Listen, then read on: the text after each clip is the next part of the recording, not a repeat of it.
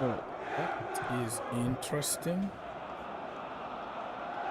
I think I've been live without even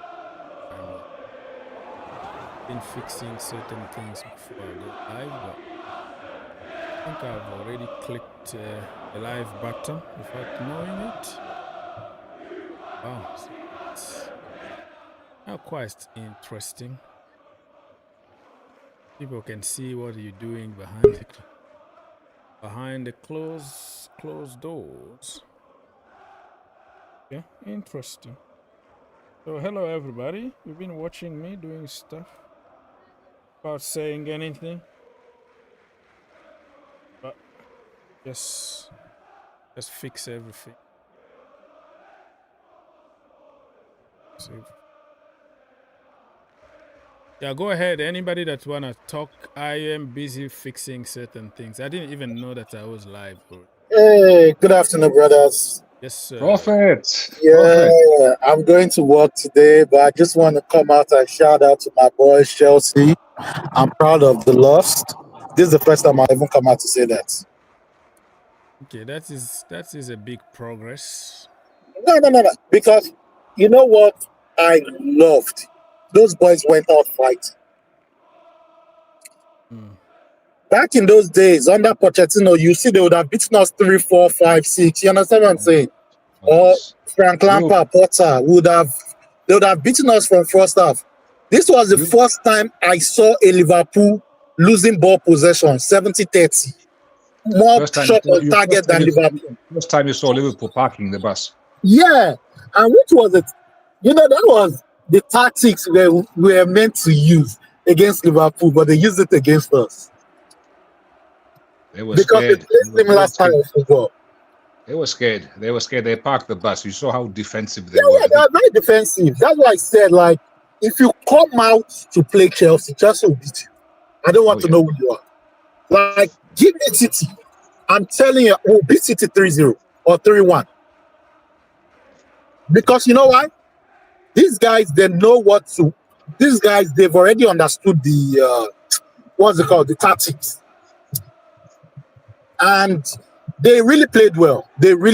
Shout out to Rich James. I knew he was gonna get up to him. You know, I told you, he's either he's gonna win or he's gonna lose with that Rich James.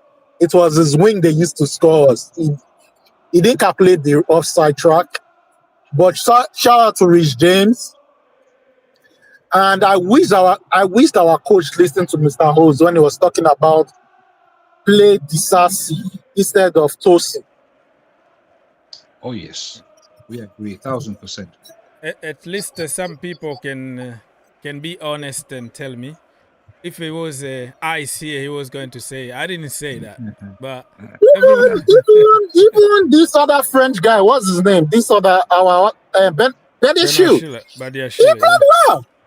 Yeah, he did good. He was good. That's why I say sometimes there are players that will really play good against big teams and all that. But he did good, you know.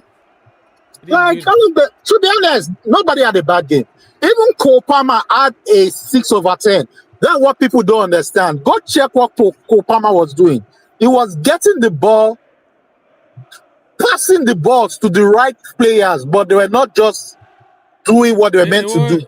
You know, one of those days that nothing is working for you. Like, I saw him like unusual shoot off target and to the sky. It was one of those days. And you know what?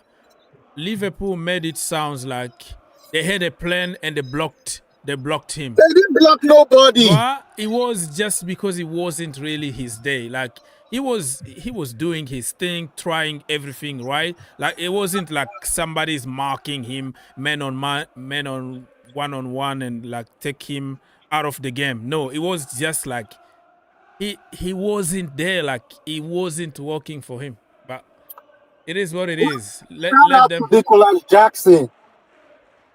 Yeah. Shout out to Nicholas Jackson. He's what's it called? He scored a goal. So yeah. Because you know, first half he wasn't in the game in the first half, but second half he had 2 chances and he buried one in. Shout out to him. He's already But, taking his Aziz, chances. You failed to mention one thing, and I warned you. You refused to listen. I warned you about that useless Sanchez and goals there. I said that guy is an accident waiting to happen. Stupid penalty, and he got away with it. One of them, but that guy is he's not he's not Chelsea standard. I'm sorry, Who? but he's Who? not. Who you talking? Sorry, Who you talking about? Sanchez. Robert He's not Sanchez, the Chelsea. goalkeeper. No. All of us know that Sanchez is not a Chelsea material. Sanchez, Nope. we need to bring back our goalkeeper. Is it Petrovic? What's his name? The one that went on loan. Petrovic. Yeah, Petrovic. I'm hearing he's already doing big things in where he is right now. We need to bring him back. We even need to bring Kepa back. Come on, No. Has got it to this stage. You are a calamity in the back. We don't have a. I tell you what, Kepa, we concede 6 goals. Oh, Come on. How about that? Mr. O's. Kepa will concede 6 goals only if the defense. Kepa, we know his weakness is all those long shots, all this. But this goalkeeper is making silly mistakes. He's making silly, crazy mistakes that, come on, man. Yeah. Come on, this is unfair for us. He's not a Chelsea standard. Like I said, this guy is not a Chelsea standard. Okay. But I have to give Mr. Oaks his flowers. I don't normally give him flowers, but this time I have to give him flowers because Mr. Oaks is always telling us, play your players in their right position. And playing a guy at left back who's a right back, that was not a very good idea. That just didn't work out. And he could have done something else. He could have. Yeah, guys, I've gotten to work. I just wanted to say shout out to you guys. Thank you so much, my brother. Drive safely and. No, I just got to work. I'll see you guys tomorrow. Yes, I get up thank in you. the morning. Much I get up appreciated. in the morning. All right. God Thank bless. you. God bless. Yes, sir. Yes, sir. But Okay, so Aziz is gone. Let's say hi to Johannesburg in the place. Whoa, Joseph. Hi, how are you guys? Joseph, Hi, aka Jacob Zuma.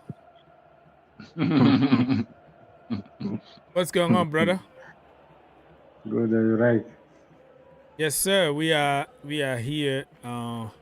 The loss against Liverpool kind of, I don't know how really I feel. I wasn't like angry. I wasn't frustrated. It's just like, one of those games that didn't work for us. It could have been better or it could have been worse. Tosin could have had a red card. But also, if you look at the image closely, you see how Jota pretty much grabbed his pant down. He was acting like Didi on the pitch, bro. He was acting like a Didi. Yeah, it's like a Didi's party. Like, how can you pull somebody in the shot? Like, he was even strong and he held his shot because it's going to be Didi all over live on television. So you see that he grabbed him on purpose to make it look like it was him doing it so he can get the red card. But he didn't get the red card. So he was cheating, in other words. So when you look at the image, it depends on what you want, what your narrative is, though. Because me at first I said we were lucky that he's on the pitch. That is a red card all day long. But when I look at the image again and how it started and how that Jota was grabbing him to make him fall hard on top of him, so it can look like, oh man, he need a red. Like he tried very hard to get him out of the pitch. And I'm like, yellow card is probably fair, but red card, no. Because Jota was just clever and he wanted to get him a red card. So but the problem that where I see these referees, they are not consistently doing the job. That's the first thing to say, like, let's say before even come to the Tosin Sancho penalty, they never even look at. Sometimes they say, okay, VAR is not involving on the pitch referee. Referee, if he make a decision, he must make. Sometimes they involve, like they involve on Man City goal. Pitch referee he disallowed a goal, a VR involved, and then you go to the whatever you call it The that, monitor and and the he game, give the them goal was goal. given. Yeah. Is it? Yeah. So why they don't if the referee is not seeing, why VR is not calling the referee say, oh, go and check the pitch, what you call that thing, The on monitor. monitor, Yeah. on pitch monitor, why don't invite him to go and see it? Depending Monitor, on the he have team, to though. judge himself if he don't Depending on see. the team, That sometimes is confusing, even to come to Tosen. The yeah, most yeah, maybe most this pundit or analysis, they are saying because he's not getting a red card, Colwell is next to him or almost they getting the ball.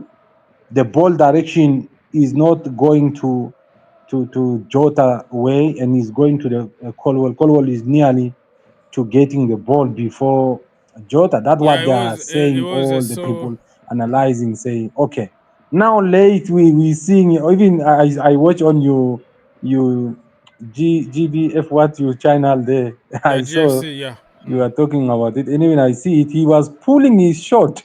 Yeah, you can tell. You Even me, know, I those was. kind of things, I don't think so. Those guys, those big guys, they will talk about it. But he's doing that. He should have get a yellow card. He's doing that. Yeah, You know, so he should have there's get no a yellow card consistency. doing that than Yeah, Tosen even get him. yellow card. What he was doing, yeah, what he was doing is not fair on the pitch. He's a professional guy, so sometimes it's confusing.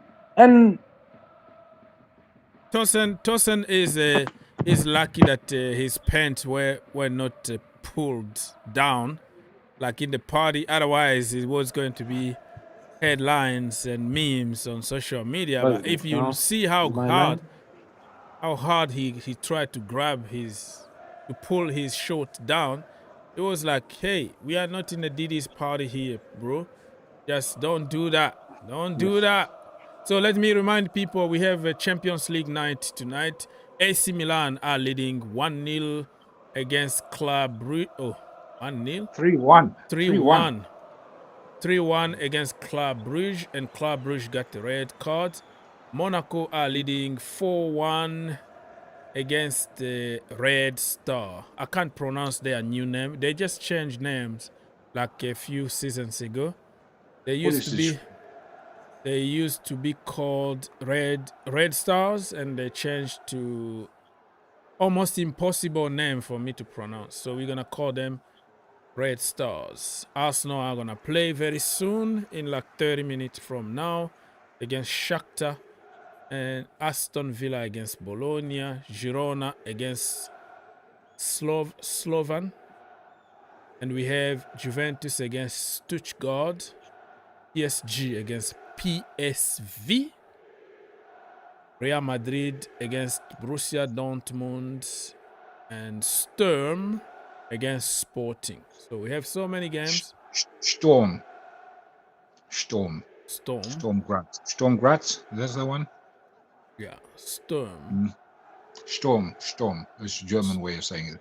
Sturm Graz. It's Sturm Graz. very beautiful.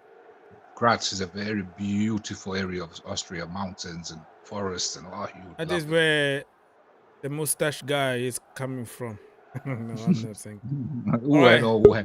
Let's not go there. You saw Pulisic scored again. Yeah, he scored from a corner kick, actually. That goal, like a direct free kick, a goal. It's happened. It's people can do it, but it's rare. But he did it today, and I heard that Pulisic was the problem at Chelsea, and it was a shame for him to wear our number 10.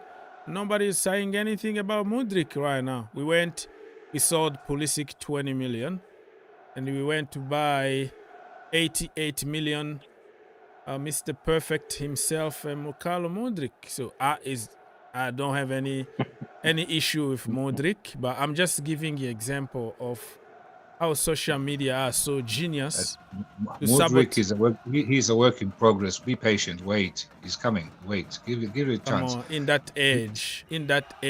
Yes, I know. But we said that with other players as well. Rudiger, whatever. Just give him. Be patient with him. He's now playing with no pressure. The pressure is gone. We bought other players, and you will see. It was just suddenly you will see Modric here. We saw one game here just before. So this Modric win this in this European tournament we've never heard of. Conference League. Good. Yeah, conference. So I see Mr. Ice is here. Ooh, this is going to be interesting. And yeah. Good evening, distinguished gentlemen. Yes, How are you guys? Distinguished. Mr. Distinguished. Mr. We are Distinguished. good. Hey, we're not worthy. We're Distinguished not, and esteemed scholars of the Chelsea hierarchy. How we are are not sir. worthy. We are not worthy. You're all worthy. You're all worthy. How are you guys doing? You good? Yes, sir. We good. Recovering. How's it going with this hurricane? Is you guys getting this relief now? Was things kind of back to normal, or what's happening? For me, I didn't take it personally. Like, you're talking about the defeat after the defeat against Liverpool or something? Hurricane, the weather. The hurricane, the weather. Oh, yeah, hurricane. Now it's went away for a little while, right? Mhm. And before another one comes, we don't know yet. But yeah, it's calm before probably Storm. more storm, a political storm now. Dear. Republican and Fifth of- Democrat and families are 5th of divided. November is the big day. Oh my goodness. Yeah. Some people are trying to influence me, go vote for this and that. But I have my opinion about stuff. But it is what it is. You saw one guy was working in McDonald's. I saw him. Donald Trump, yeah. That is a very good PR. That is a political. Fantastic PR. And it's only he was just making fun of his And the- opponents who claimed she said she worked at McDonald's, which she never has. She was lying. So he's just making fun of her. That's why he did it. No, AC Milan just scored another one, 4-1. Jesus, how many goals are they going to score? And they're Oh. playing that. Look at the uniform, horrible color. That it looks like some gray. I don't know what color that is. What color Oh, is the that, one Mr. that Oak? AC Milan are wearing now? Yeah. What color It's is the that? same color that Sir Alex Ferguson back in the day. Remember they played the first half with one color, and at halftime he was like, "This is horrible, man." They went to change. They went to change another one, and they never wore the same uniform or the same kit anymore. Who's this guy who scored? Why are they celebrating so crazy? Who's this guy? I don't know. So why do you think they shouldn't be celebrating? What's wrong with you? No, Are you but they- jealous but- because no, you are no, not in no, the Champions no, League? no. The No, VAR they is cele- double checking though. It looks like it's No, not a he's goal. just wild for this guy. Just this particular guy. I never heard. I don't know who he is. They were so happy. Everybody's so happy he scored. You score in the wondering who- Champions League, you have to be happy. What do you expect him to do? No, you saw the other goals. They celebrated, but not like this. With this guy, something special about him. I don't know who Eyes he is. offside. Are you inspector of celebrations here? Camarada. Who's Camarada? We've never heard of him. Kamada, it's not Camarada. I think the Japanese guy, right? I don't know. He's I have from no where? idea. I don't know who you know who. You know everybody. So Kan who's kada golo rakena po. Can I ask, how do you guys think the new format for the Champions League is Sucks. going? Eh, Do you Munich. like it, or is it somewhat Horrible. it's horrible? Offside. Yeah. It's offside. It's The guy was the Eh, guy. kadimong kalalan. Surah Fisima kadima man. I'm going to mute Can I you, don't- I Mr. don't like this one too much. Joseph. Can you, if you're not speaking, please mute yourself. Okay, thanks. You mute yourself because we can hear everything, family stuff, and Arabic kind of sounds very, very, very beautiful. When people are speaking, it looks like very easy for them, but if you try to learn, it's a nightmare. I can teach you Arabic. I can So I was count to 10. Sorry, Yes, I was sir. asking, what do you guys think of the new format of the Champions League? Is it Uh, worth it, or do you think it's somewhat lackluster? Something has gone from it. I think there's somewhat of a tarnish Exactly. to That's what it I say. now. I That's what think. it sucks, and it's a hybrid. They're trying to bring in the European Super League through the back door, but it's sort of like Mhm. it's neither here or neither there. And Mhm. this I just don't like. I prefer it's a bit, same thing like when they removed. Remember the way goal in the European Cup. Yeah, that's true. Even when they took that away, I thought Mhm. to this day I still think that sucks because Mhm. it had something special about those games where okay, shit, wow, we just conceded. Oh my God, we got to go score 3 goals away from home or whatever. But There this was other an extra drive when you need to score those away goals. yes, Yeah, very yes, much so. and we Very the much But fans so. I can also understand the why because of how, like in Europe, it makes sense. In Africa or South America or America, it doesn't make sense because the entire stadium, you're gonna have like your fans. Nobody's gonna be flying for 7 hours to go to watch a game from Louisville to bloody LS what is it called, Los Angeles Galaxy. So uh, Europe, because of transport is good, everything is coordinated. The countries are very small.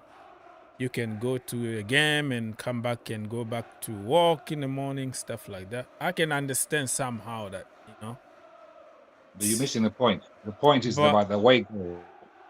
We talk about the way goal that it's killed somehow the suspense in the game. So now we that's having what I these long. say. That's what I say. Like the way go doesn't make sense. It used to make sense in terms of fans. If you follow the reason why it was brought in the first place, it was like if you are away, you're going away. You have like the home team got advantage because they have more fans in the stadium. You can't Mhm. bring your fans, so that was the beginning of the rule because before it wasn't there. It was, and people start making rules depending on the result, depending on what they observed in that particular period of time, and then we accepted the rules, and because it been very very long, and then it become like normal. Back in the day, if you got injured, you don't get substitution. I even watched the French game back in the day where um, I think one of the players was just like even bleeding badly. He couldn't even run, but because you can't make subs, and he had just to be there on the pitch to kind of some kind of numbers on the pitch. And when they change it to start making subs and all that, now it's making sense. So depending on how you see it, but football is changing depending on the environment, the period of time. And I think like in Europe, it makes sense. But in Africa, Nigeria going No, to, huh? what they've done here when they took away the away goal is basically to kill off the small teams. The small teams which make it far in the Champions League, they don't want them. But there's no money in them. They want only the big teams to remain there. And those small teams, you have sometimes giant killings where a small team can park the bus and get a lucky away goal at Barcelona and come home and park the bus again. And they don't want that. They don't want these small teams. They just want only big teams, but all they're interested in is money. It's all about money at the end of the day, and it's unfortunately for me, the greed is some maybe going too far, killing off the game, slowly killing off the game, turning away fans away. I mean, Champions League normally I'd fail or watch all the games. Nowadays, it's like I watch a few games here and there, but it's like no, it's I don't know. That's just me. Maybe I'm just one of the odd people out. So No, well, I would agree with you there because for me, with this new format, like I said, it's lost. It seems to have lost somewhat of its sparkle. You'd get that little bit of anxiety when there you're you watching go. the game because there was a lot to play for. Especially like if you're behind, whether it's the home team or the away team. So they're gonna give that extra. They're going to give that push, that extra, you know, to try and at least As a equalize. Chelsea fans, when I look at, I'm still broken until now. That goal from Barcelona in the last second of extra time against Barcelona at Stamford Bridge. I think we deserved to win that game. We went away, and I think we drew away. We came at Stamford Bridge. We drew at Stamford Bridge because of the away goal, and then we were out just few seconds. We don't have even time to fight for it anymore. So depending But on Dr. Ruggs, with that, you know, that was so blatant that we had everything against us. We had the referee. There was, I think it was Gerard Piqué was handling. You could see this guy was handling the ball inside the penalty box. Yeah, we deserve at least 6 clear penalties that day. Yeah, you know, and probably 3 or 4 red cards for them, but it wasn't given, and that's why. But if we continued, like, okay, you score the last minute, 1-1, we go again. We play at Stamford Bridge. We play 10 against 11. We have a chance to go and even go to penalties and win it. So, Monaco, 5-1. 5-1 to Monaco. So the prince must be happy right now. The Prince of Monaco, Albert. So yeah, I understand. You know, change is very difficult for people to understand, because you are so. Accept. There's two different things: understanding and accepting. There's two different things. Say it again. We understand. So there's two different things between understanding and accepting. You know, we understand, but we don't accept. That is what it boils down to. We understand why and how and all that, but we just don't accept it. That's why it's gonna take time. Sometimes it might take even a generation for people to understand. And remember, back in the day, in the 90 or 2000, around 2000, 2001, 2002, there were another rule that were there, like a golden goal. Like if you go to extra time. Yeah, that's true. And then who score first, the game is over. Sudden death. Sudden death. Yeah, huh? sudden death. What's sudden death? Sudden death, we called it. Okay, sudden death. In France we call it like le bitano, which means like the golden goal.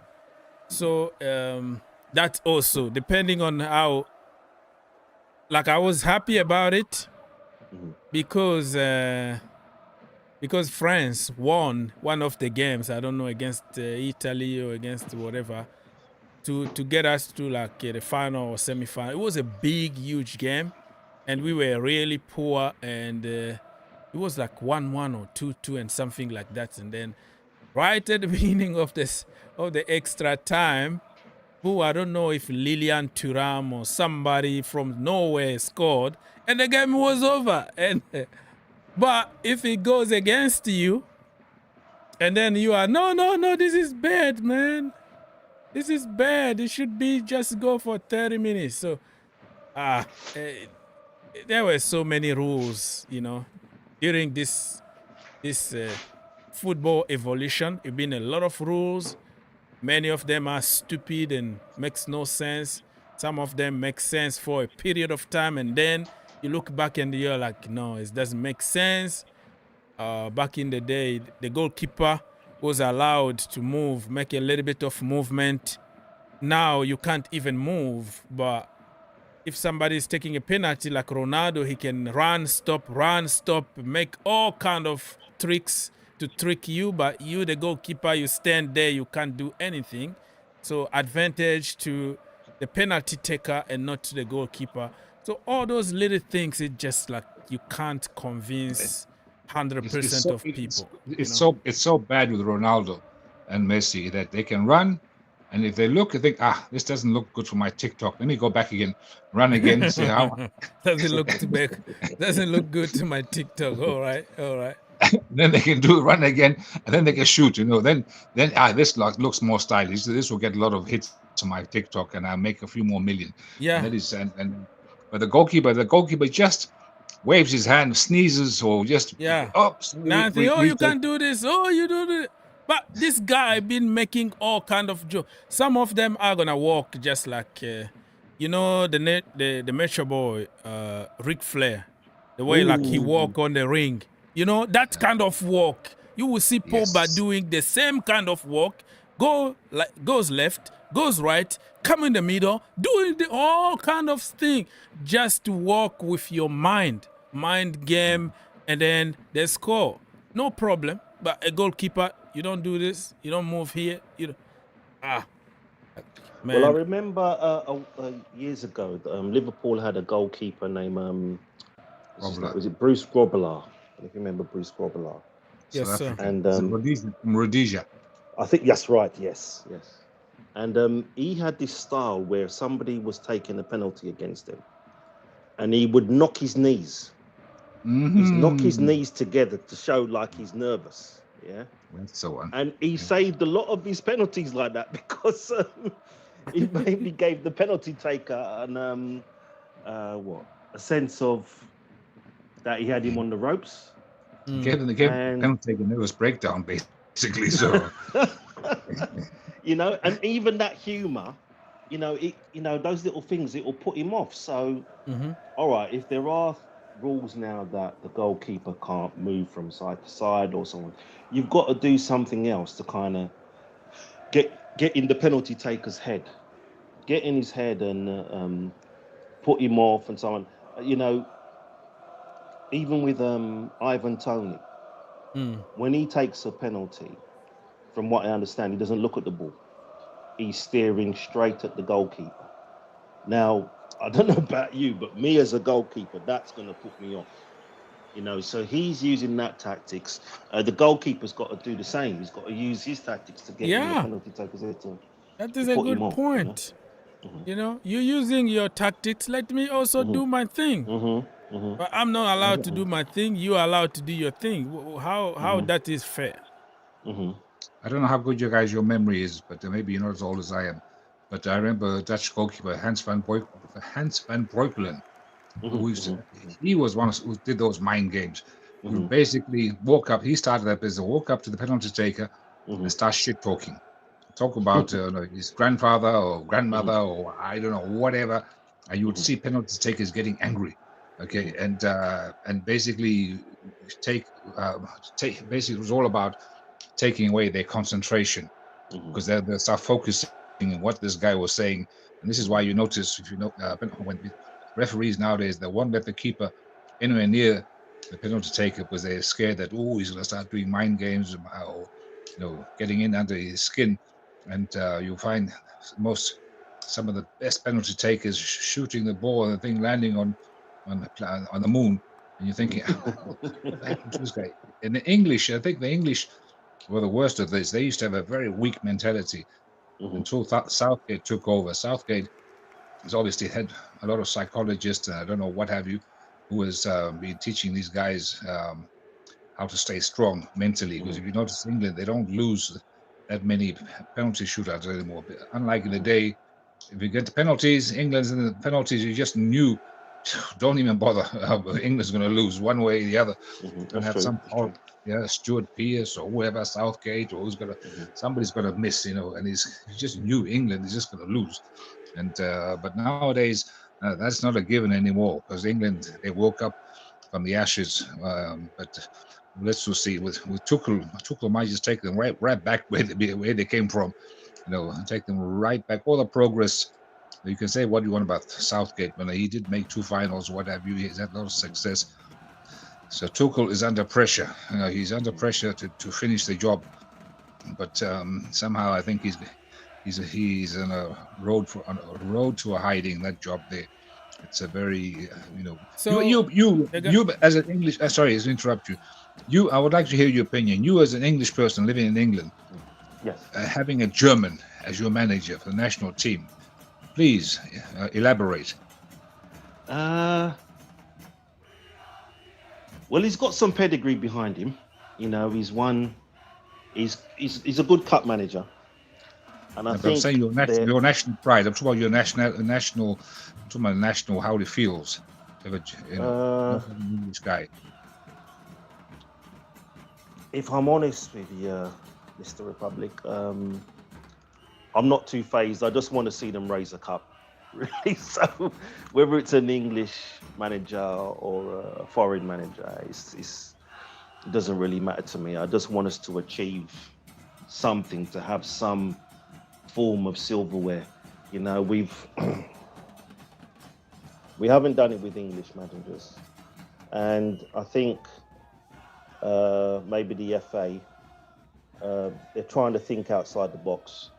They're trying to see, you know, who's the best person. Because, all right, to get almost reached there and fail both times, it's pretty heartbreaking, you know. So, Yeah.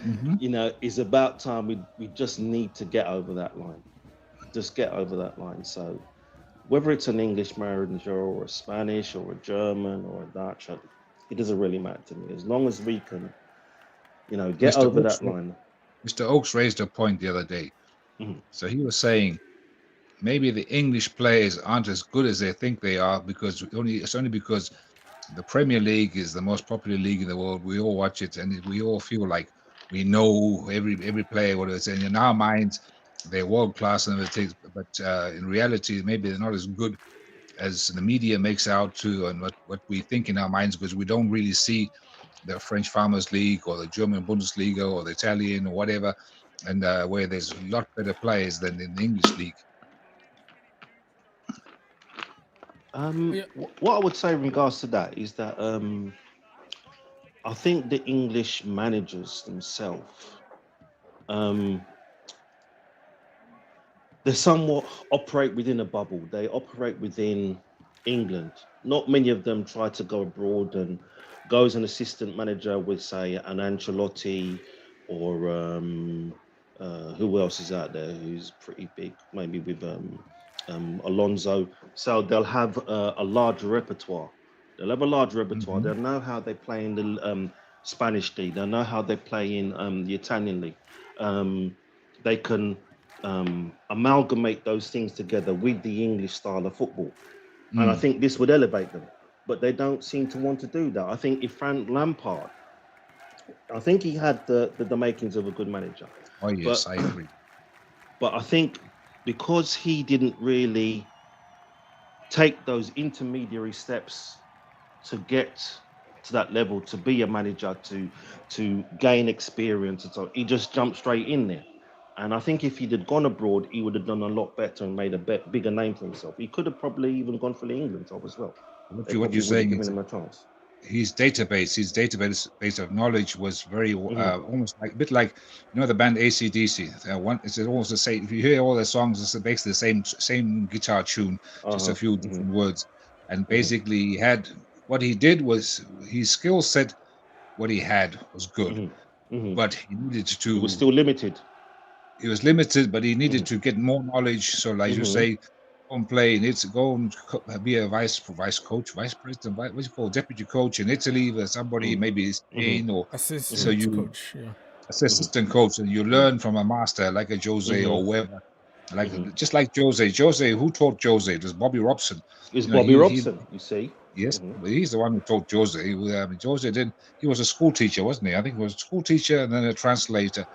And he was a translator for Bob Robson, and he just happened to be, very just listening in and just learning and picking up stuff, and then suddenly before you know it, and so maybe that is a very good point, because coaching is not only about developing players, and there are so many other aspects of coaching.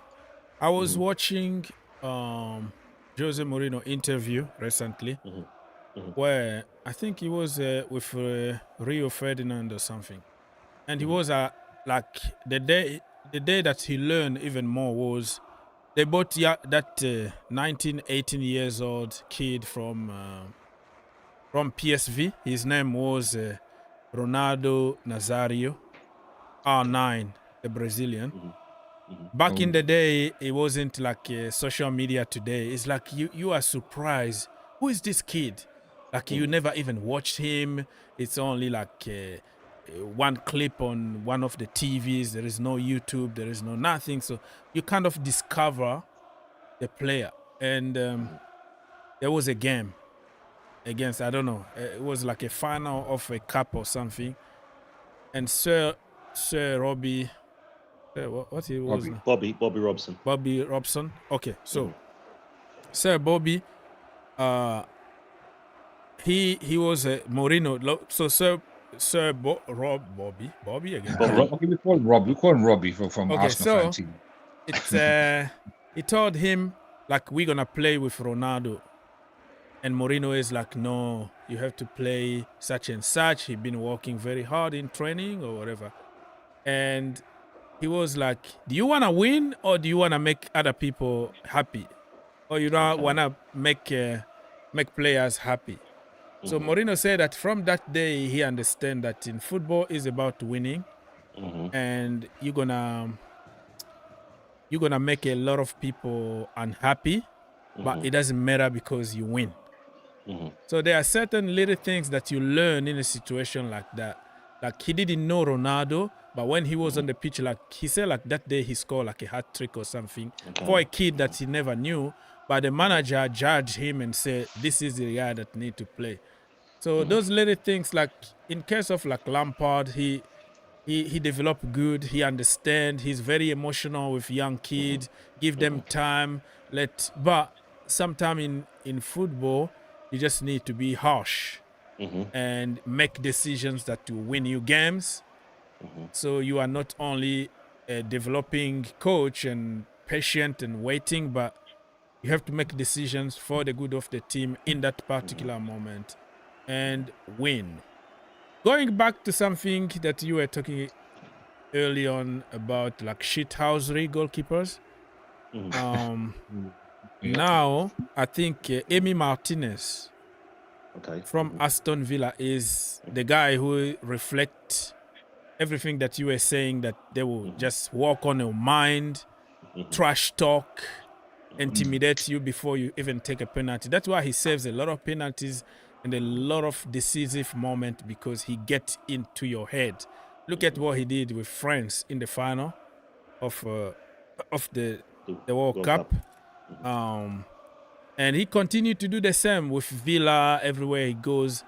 He knows he's gonna get a he's gonna get a yellow card, but he's gonna go and get in your head. Like, he's gonna talk trash to your entire team. He's gonna say certain thing and get your head. And when you are there, boom, you sent it to the moon. And then he starts even dancing. He starts dancing and dancing. So everybody's like, man, what am I going to do with this guy? So still, few characters like that.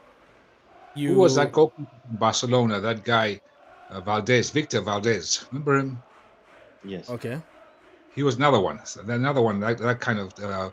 He wasn't the most fantastic goalkeeper, but he had psychologically he was always on top of it. He was like a very strong mentally guy. He could get under people's skin, and but he made a poor career decision. Remember when he left Barcelona at their best when they were on the top, and he went. I don't know where he went, but we never heard from him since then. He even played for Manchester United. Do you remember that? He was like number 2, and he played for Middlesbrough or another team back then when they were in the Premier League. I don't know, Sunderland or Middlesbrough somewhere.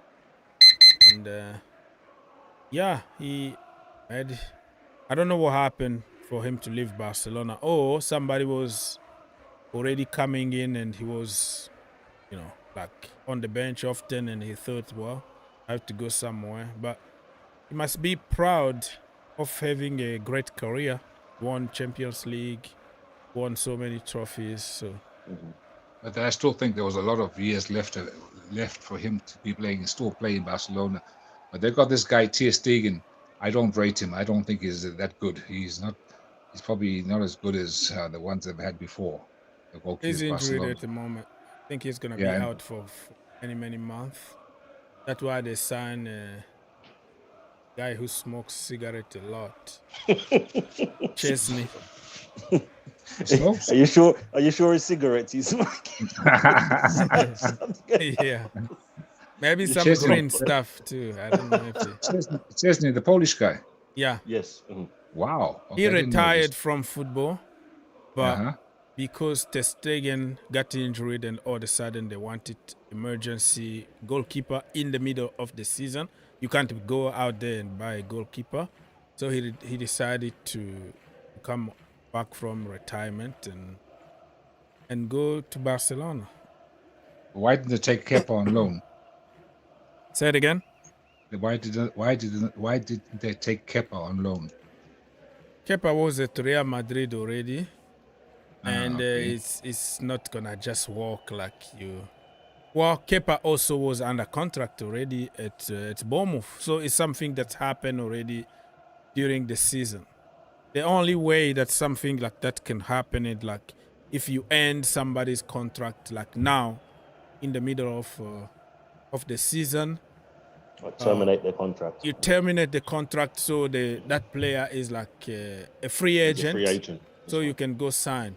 But Kepa signed 1 more year contract with Chelsea to extend it, so Chelsea can get some kind of money next summer when they try to sell him.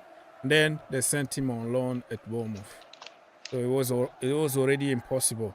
And David De Gea, he's at Fiorentina, right? He plays for Fiorentina at the Yeah, moment. that's right. So there are think not so, yeah.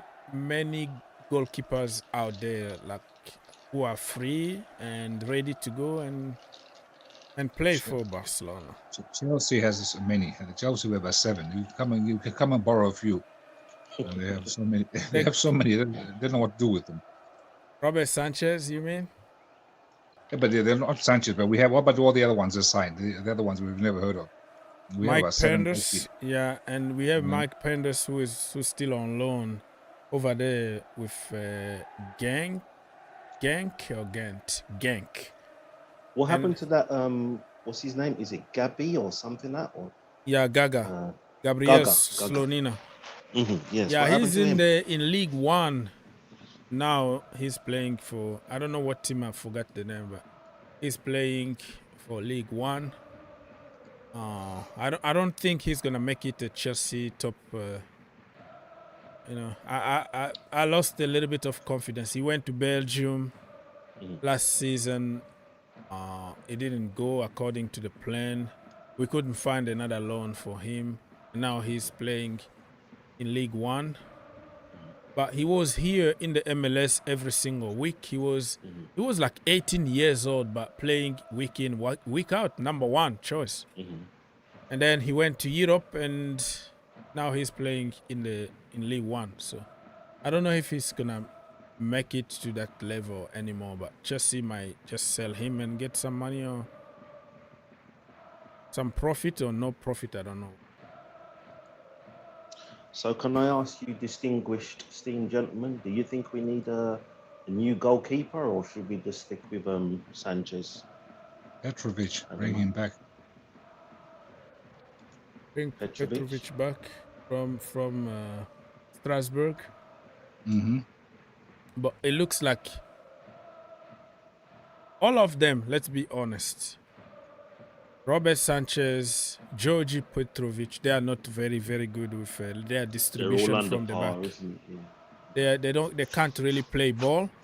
But Robert Sanchez pretend to play from the back, but he doesn't know. Like I don't know why. Just be honest. Oh He man, think- you're cruel. Yeah, You're like cruel. he The thinks. great pretender. Yeah, he's a pretender. Like he's passing the ball all the time. Did you see the goal that he almost conceded against Liverpool? How? No pressure, no nothing. He tried to, I don't know, nutmeg somebody, play through his legs or something. He was lucky that the ball just rebounded and came back to him. But what are you doing? There's a player clearly in front of you, and you wanna play through him to give a pass to somebody, and you have 5 other people over there who are free. Kick it long. Send it to somebody who is free and not somebody who is under pressure. And I just don't get that boy. Like 1 minute he's gonna be like world class. Like, wow, look at that save. And then the second minute, you ask yourself, is this guy even been in the Sunday league team or something? Like, is he just like, it's always like very hot or very cold. He's bipolar. Yeah, it's bipolar. That's the problem. So, But I have another theory about this, and I know this is just speculation. This is based on I don't know, just my theory. You know, like how we always going on about Modric. Oh, Modric, he's got the skill sets, he's got this, that, the other, but he unfortunately doesn't have a football IQ. And I think in many ways you can say that about Sanchez, because he's got the skills. You know, shot stopper, wow, incredible. But you know, like we talk about distribution, and that is basically, you need football IQ. You need to be able to see when to pass the ball, when to throw it, when to kick it. And if you look at a keeper like Peter Cech, his stability, his whole demeanor, the way he behaves, you could just see this is a guy with somebody with very high IQ, football IQ, and just in general life IQ. And you'll never see him panic, you never see him make stupid decisions. And I think maybe that's part of it. And I know it sounds like a horrible thing for me to say, but this is what I think anyway. But just my theory. but also, Peter Cech admitted his weaknesses. He didn't force anything. He knew that he was an old school goalkeeper. So he didn't try with his feet all the time and try to showboat and show people, let me pretend like I can. No, I can't do that. I'm gonna distribute my own way, long throws with my hand, or something. Have you seen him try to dribble past somebody, or to pass the ball from the back from somebody under?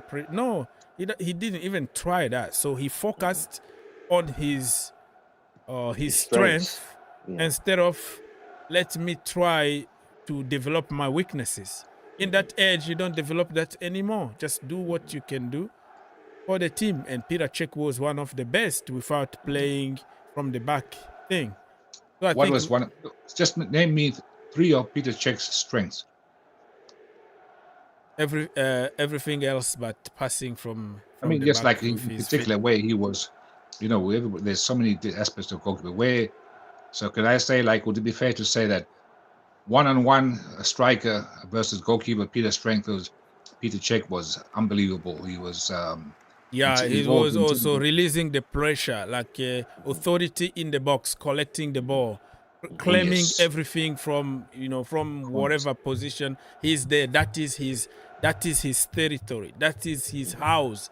You're not gonna dominate him in the box. He knows when to stay on the line. He knows how to come in with a lot of precision, and a very, very good like shot stopper. He was very weak on taking penalties. Those long shots. He was very good at long shots outside box. Is almost impossible to beat him. You can't beat him like Kepa Arrizabalaga. Every long shot is a top corner, because he was tall.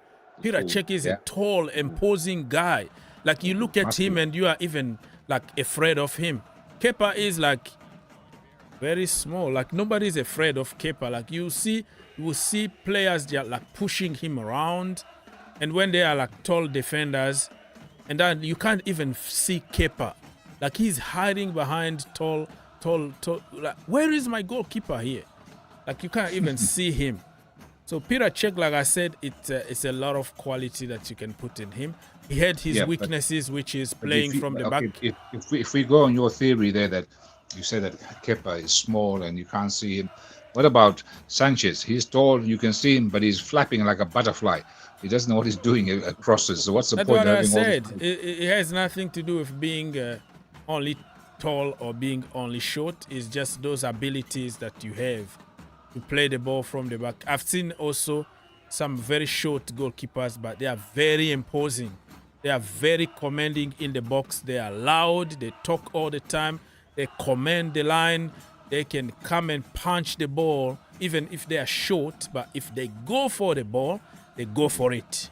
They don't England care. Goalkeeper. What's his name? The England goalkeeper. Huh? The England goalkeeper.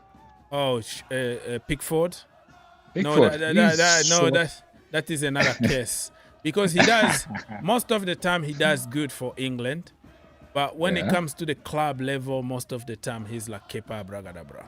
He's got a blunder in him most of the Yeah. time. He's got a So big blunder in him. he's What another. is the King of Kings think about Pickford? I'm curious to hear.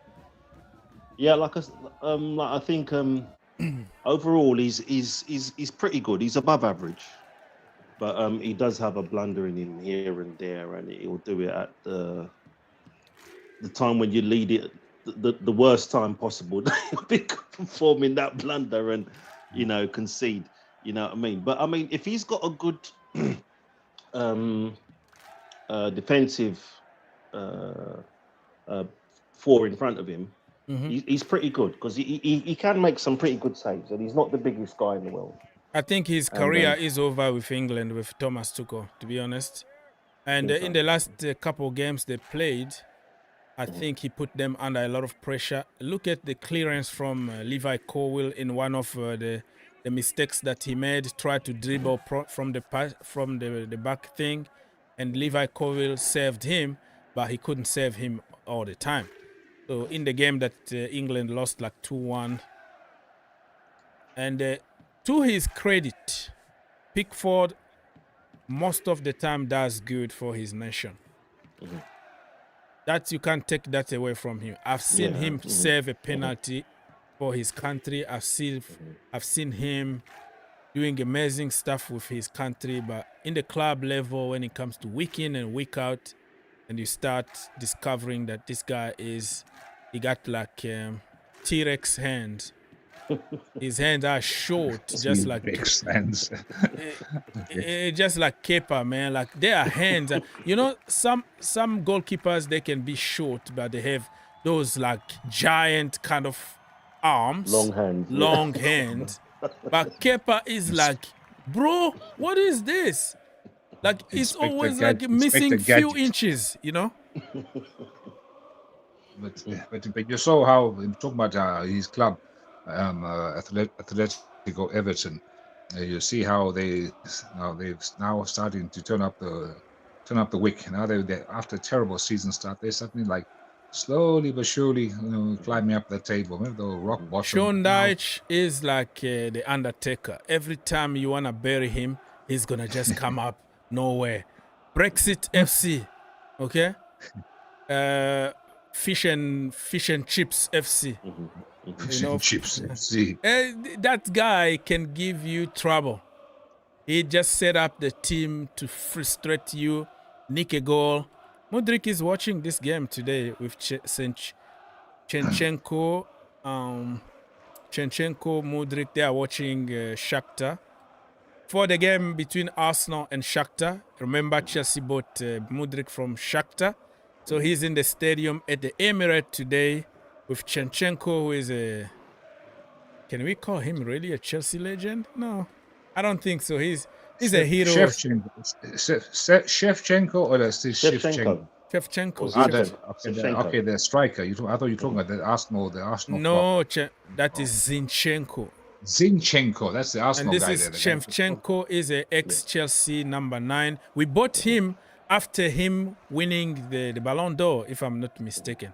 He used to play for AC Milan. He won the Ballon d'Or. Mr. Abramovich was like, no, get me this guy.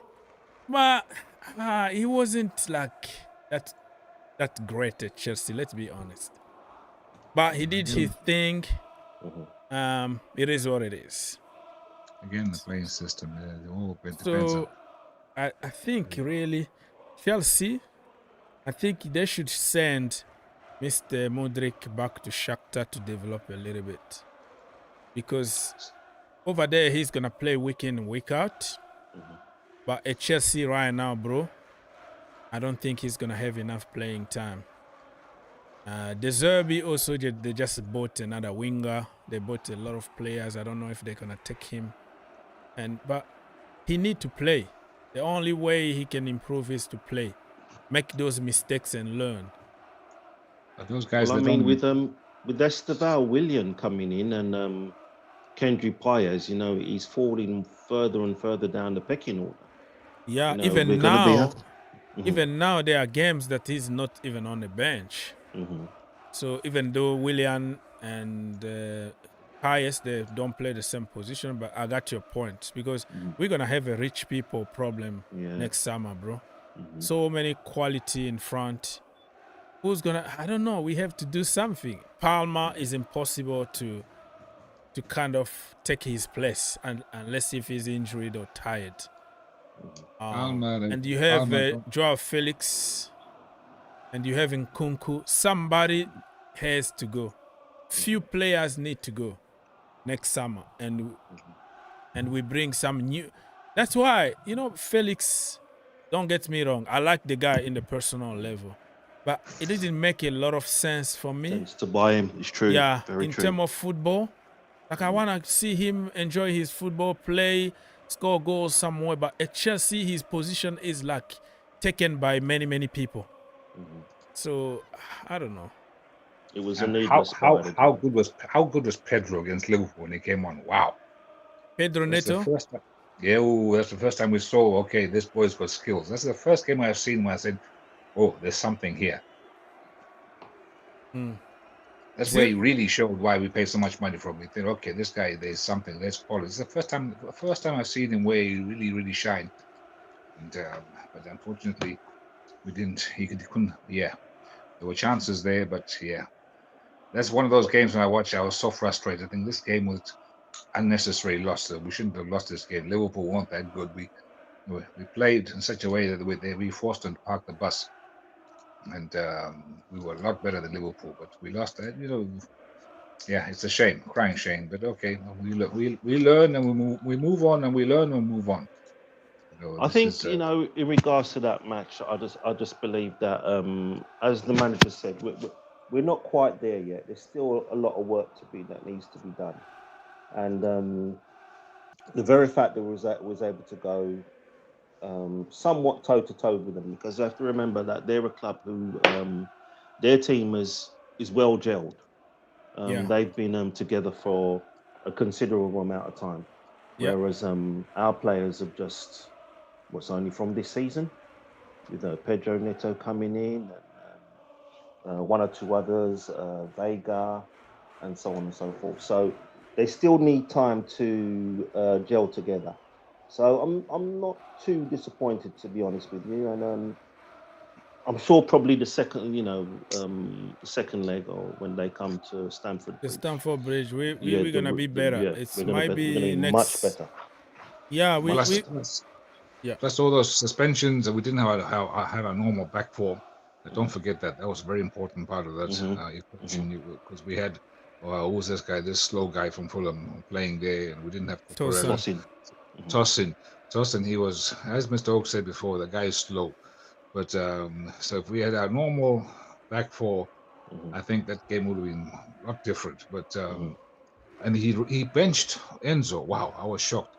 Enzo, when he came on, he was one of the most prolific players. He came on. I was very surprised to see him bench. But okay, he did very well. The sub who took his place, what's his name? The boy from what's his name? Renato Lavia. Lavia, not Levia. Lavia. He did very well. We saw again why we paid so much money for him there. And but it seems to me, I got a feeling that Cole Palmer have the defenders already figured him out. Have they already made a game plan for him? I think was it Bournemouth who showed how you play him. How you mark him out the game. Is this going to be something which is going to be going forward? This is how every team would just play against when Cole Palmer is there. Just two players every time he has the ball, just two players around him, and he doesn't get a chance. Or was this a one-off because Liverpool parked the bus? Or I'm not quite sure. I'm still in two minds about this. Cole Palmer. Well, I mean, in regards to that, I think, this is going to the manager really. He should have anticipated that, because the performances that Cole Palmer has been putting in lately, they know he's playing very well, and he can damage them, cause them some major damage. So with him, then putting two players on him, it would have freed up the other attacking players to get in there and that's true, more or less do something.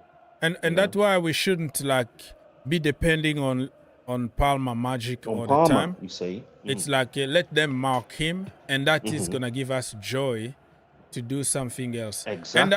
I see also I'm a little bit I have a different opinion about what People's Republic said about Palmer. I think it was one of those days that nothing is working for you because I Yeah. saw him even taking shot that you think at least shoot it on target, but he went to the moon or he went somewhere. Like he wasn't really there. It wasn't like 2-3 people marking him. I saw him most of the time like free. Even the simple passes that he always make it like perfect, he couldn't make them. They So it weren't wasn't working, like it's that. true. One of those days that you don't understand. He's heavy. And you ask yourself, why the manager, if you're gonna bench Enzo or you're gonna bench anybody and you say it's based on merit, some of the games you have to take him out just to give him some rest if it's not working. And the other side of the coin about that is you don't take off your best player because they have that magic moment. So I Yes. can understand, like, you might flop the entire game, but you have that bam, that click and top bin, top corner, and then he wins you the The game. game. So I can understand both ways what the manager was thinking, because you sub him and you end up by not winning the game, people are gonna get on you. You don't change your best player, and you leave him on the pitch. You don't win. People will say, "Oh no, you should have changed him." So when you are a manager, it's always a lose-lose situation, unless if you win. So you need to have balls to say, you know what, I'm taking you off, or I'm But- leaving you in. Whatever happened. But if you in that same breath, I will claim to you that this is not a one-off thing. We saw this already when he was playing for England. These last 3 games, or it is under Lee Carsley, the tendency has been, the trajectory has been going down. If anybody's honest with themselves, you saw how lousy he was playing for England. So it wasn't as if this was a one-off game. It's been trending that way. He's either he's off form or he's under too much pressure or too much attention. Maybe sometimes that media attention can become too much for you. He's after all a very young guy, and so maybe, but he's just been heading that way. If anybody's honest, they will say, yeah, okay, it's a bit of a downward spiral, and maybe he needs a little rest or something. I Yeah, don't give know. him a break. Yeah. With too much expectations, too much pressure on him for such a young guy. But then again, if you're going to be a big dog at a big club, there is pressure, there is expectations. You have to do or die. There is no. It's not a kindergarten, where everything is soft. You're a top club, top 6 club. They pay you top 6 money. You better, at least try and deliver. But it's easy. Okay. It's easy for me to sit here and talk, but I'm not the one running around the pitch.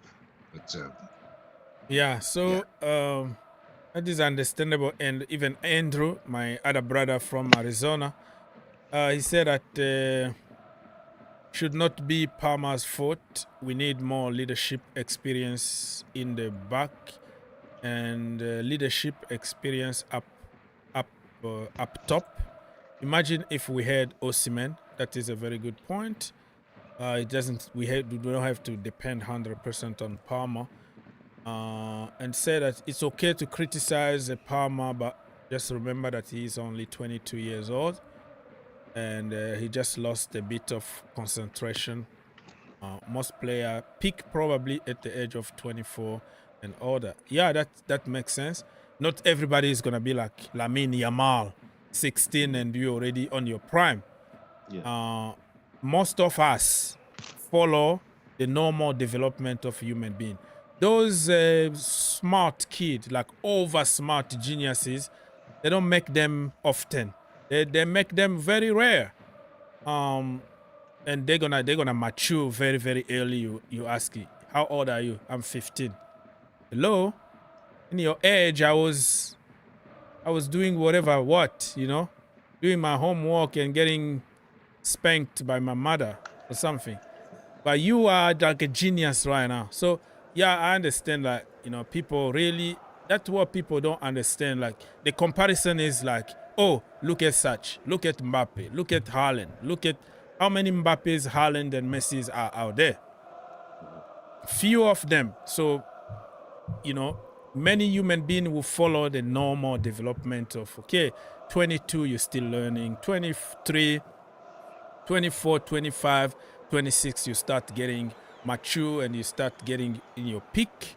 You improve your game, you're mentally and physically strong, and that's how it works in football. So I completely understand what Andrew is saying.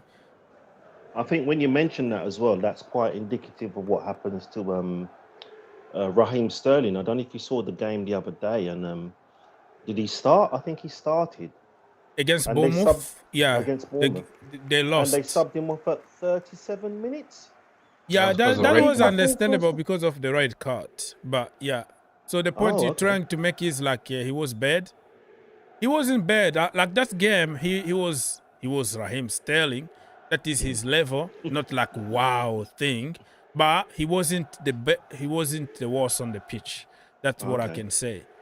I see. But I got you. Probably you're talking about him getting burned like earlier He's because burned out. He's how Yeah, old? He's yeah. what, 26 years old, something like this. he's like a 28 or 29 now. But when he started, he was like a 17 years old, killing it at Liverpool, and then a couple years after that went to City. Yeah, he matured too quickly in terms of football, Far of too course. quickly.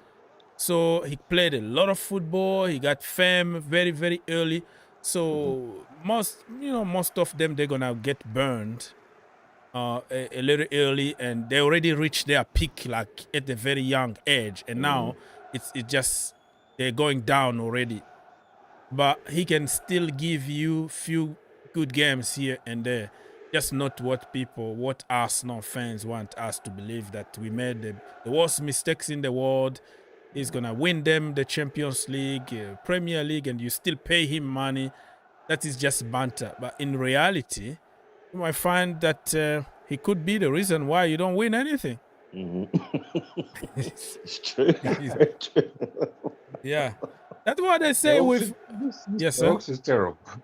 No, this is the reality, because those people, they know how to talk. You know that Arsenal fans are professional talkers. They know how to banter. They know everything for them is like very, very easy. They just scored Arsenal, the bastards. Yeah. Yeah, they just scored 1-0 against Shakhtar. So, 1-0 at their own stadium. So, yeah, let's see how this game goes. So, 29 minutes in my location, 1-0 to the Arsenal. 1-0, that is their song. So, let's wait. Now, when they score a goal like this, you go on social media, oh, we're going to win the quadruple. And then they concede a goal, oh no, Arteta out. Like, they are always like flip-flopping, they're just looking for reaction. Like some stuff that they will say, it's just like how a human being with a brain can say those things. But you know that most of them are just acting.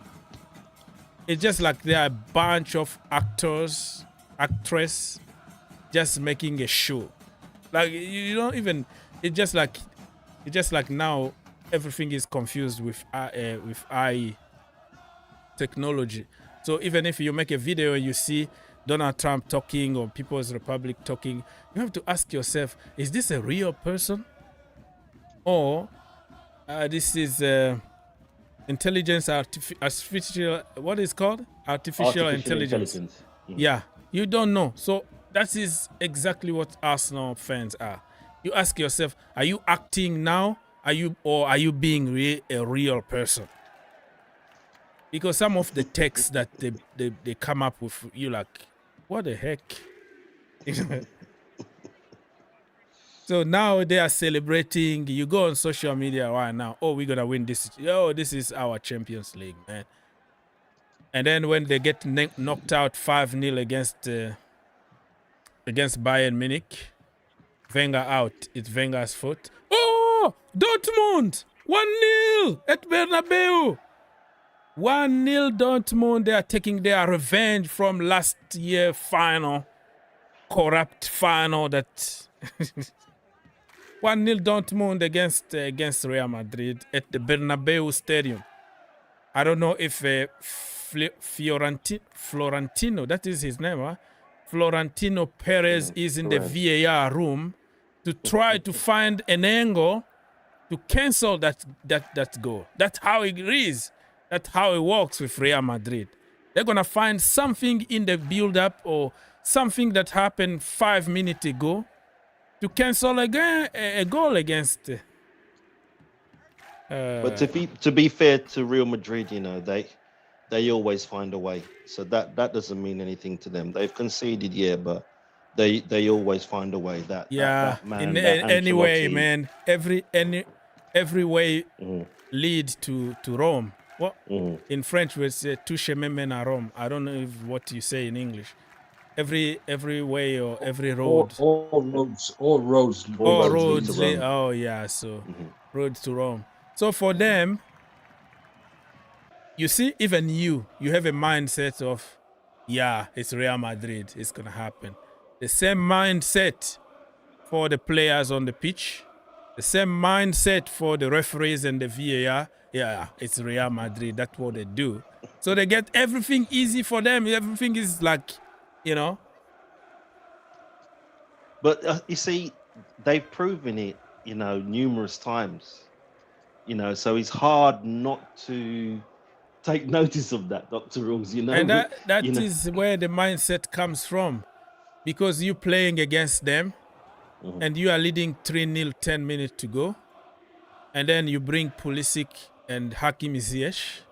and Ancelotti brings attacking people because they need to score. And then at the end, it's Real Madrid, man. So probably even the coaches from the opposition team want to do them a favor because it's Real Madrid. Is that what they do? But I think Mourinho, in that game, Thomas Tuchel lost. I don't know, it was a quarterfinal or semi-final or whatever it was. First of all, Mourinho is going to start a fight. He's going to start a fight from the bench. And then the game is going to be stopped for a while John Obi Mikel is warming up.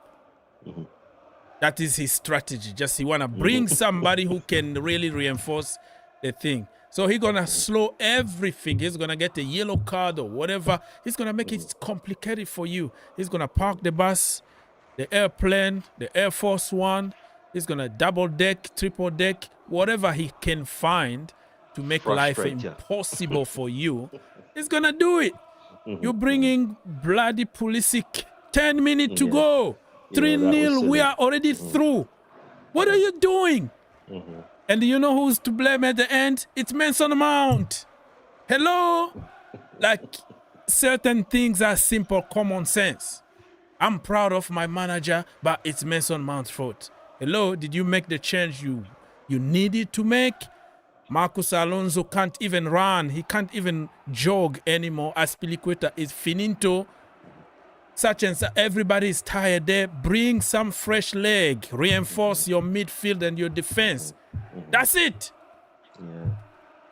PSV, oh my goodness.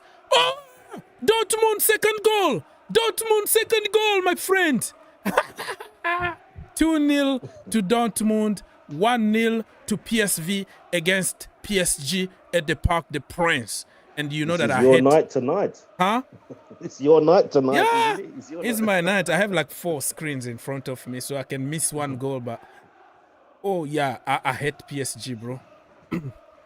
I don't like them because I'm a PFC, which is Paris Football Club. That is my club. So we hate them. They came with money and they want to act like they are big boys. We are coming back to the French league, right? We're coming back to Ligue 1 and everybody is going to be talking about PFC. Remember the name and not PSG. PSG is a new club. It was created like yesterday here, right? Because they have glamour, they have money and Qatar and whatever. The biggest club in Paris is PFC. Ask everybody, they will tell you that. So Arsenal still leading 1-0. Dortmund are leading 2-0. Florentino Perez is still looking for an angle to cancel the game, but it's not happening today because you can't blame it. They are just like clean goals that you can ask for. It's just so clean that you can't even find anything to take them off. So Jude Bellingham, his former club, is beating Real Madrid right now 2-0. Woo, man, I'm having good time today, except for the Arsenal game, though. Well, it's only 1-0, so they can still turn it around. So Shakhtar can still come back. It's about 3 points, though. This is not like a home and away thing. Mm-hmm. It's like you play them one time only, and finished. Mm-hmm. This new And format is complicated. Yeah, it doesn't really start until the knockout stages come in. Yeah. So once the knockout stages come in, then you know that you'll have Mm-hmm. something a lot more to play for. It'll be a lot more exciting there. So I mean, even with for me, even with Real Madrid being down 2-0, like, it's not really a big deal for me. Yeah, I it's don't still wanna like spoil your they want to parade. qualify. All the Yeah, big they're gonna teams. This new Did you see format. that? Huh? You see Real Madrid, 2 chances on the crossbar within 3 seconds. Wow. Yeah, I'm focused like now. I focus like 5 minutes on the Arsenal, and then I go back and see the PSG if they're losing, and then go see the Real. So tell us what happened. crossbar. Tell us what happened to the. So first, Junior Vinicius, he hits the crossbar. Okay. The rebound goes to Bellingham. He hits the ball, hits the crossbar. The Again. ball goes out again, and then Madrid had a third chance, and the goalkeeper makes an outstanding save. It's like one of those nights where you think, okay, this ball is not going to go in no matter what. That's what it feels like. I can feel they're gonna have a penalty before halftime just to make it easier for them to come back in the second half and win the game. That's Madrid, man. We know all the tricks. We know how it works. Like a little push or something, you touch your finger or something is gonna happen, and they got a penalty. Everybody knows about it. Since they couldn't find any way to take Borussia Dortmund goals off, so now they are focusing on getting them a penalty now, but they're gonna miss that penalty. Believe me, they're gonna miss it. Yeah, Thomas Tuchel's Bayern Munich lost the semi-final against Madrid. Yeah, you are right, Mr. Andrew, Mr. My brother Arizona. He lost, but I think it wasn't fair. I think Bayern Munich deserved to win that game, and one of those games that Real Madrid president in the VAR room, and you know how it goes. There were so many things wrong in that game, so many cases of injustice, but it's Real Madrid. That's what they do. So nobody's gonna remember it today, but it was a big deal the day that it happened, and tomorrow, the next day, whatever, and people start forgetting how they got there. The most important, we got in the final, we got another trophy for the 15th time. But the process been very, very dodgy so far. It is what it is. When you have power and you have more power and you have more power and you think the world is yours until you got busted like Diddy. Oh dear. That's the way it Mr. is. Diddy. Yeah. When you do the Diddy, people like that, they think that they are untouchable, right? Untouchable. They can do whatever they want. They can corrupt officials, the police office. Everything works for you. It might work for you for 100 years, bro. One day, something is going to change. The roof's going to cave in. Yeah, it's going to come to you. So even if you look at Barcelona, the way they eliminated Chelsea unjustly, referees, now they are in court because of some scandals about paying referees For some, in La Liga, they were even paying the chief of referees. Let's say in England they have Webb, right? Yeah, Howard Webb. Howard Webb. So they were paying him. He was in their payroll. Imagine that what they can do to you in Europe. So yeah, it might be under the carpet for years and years, but one day you're gonna get busted, and you are going to pay for your sins. It's happened to Sepp Blatter, FIFA president. It's gonna happen to somebody else. It could be 10 days. It's your day today, your day tomorrow, but one day, you're gonna pay for it.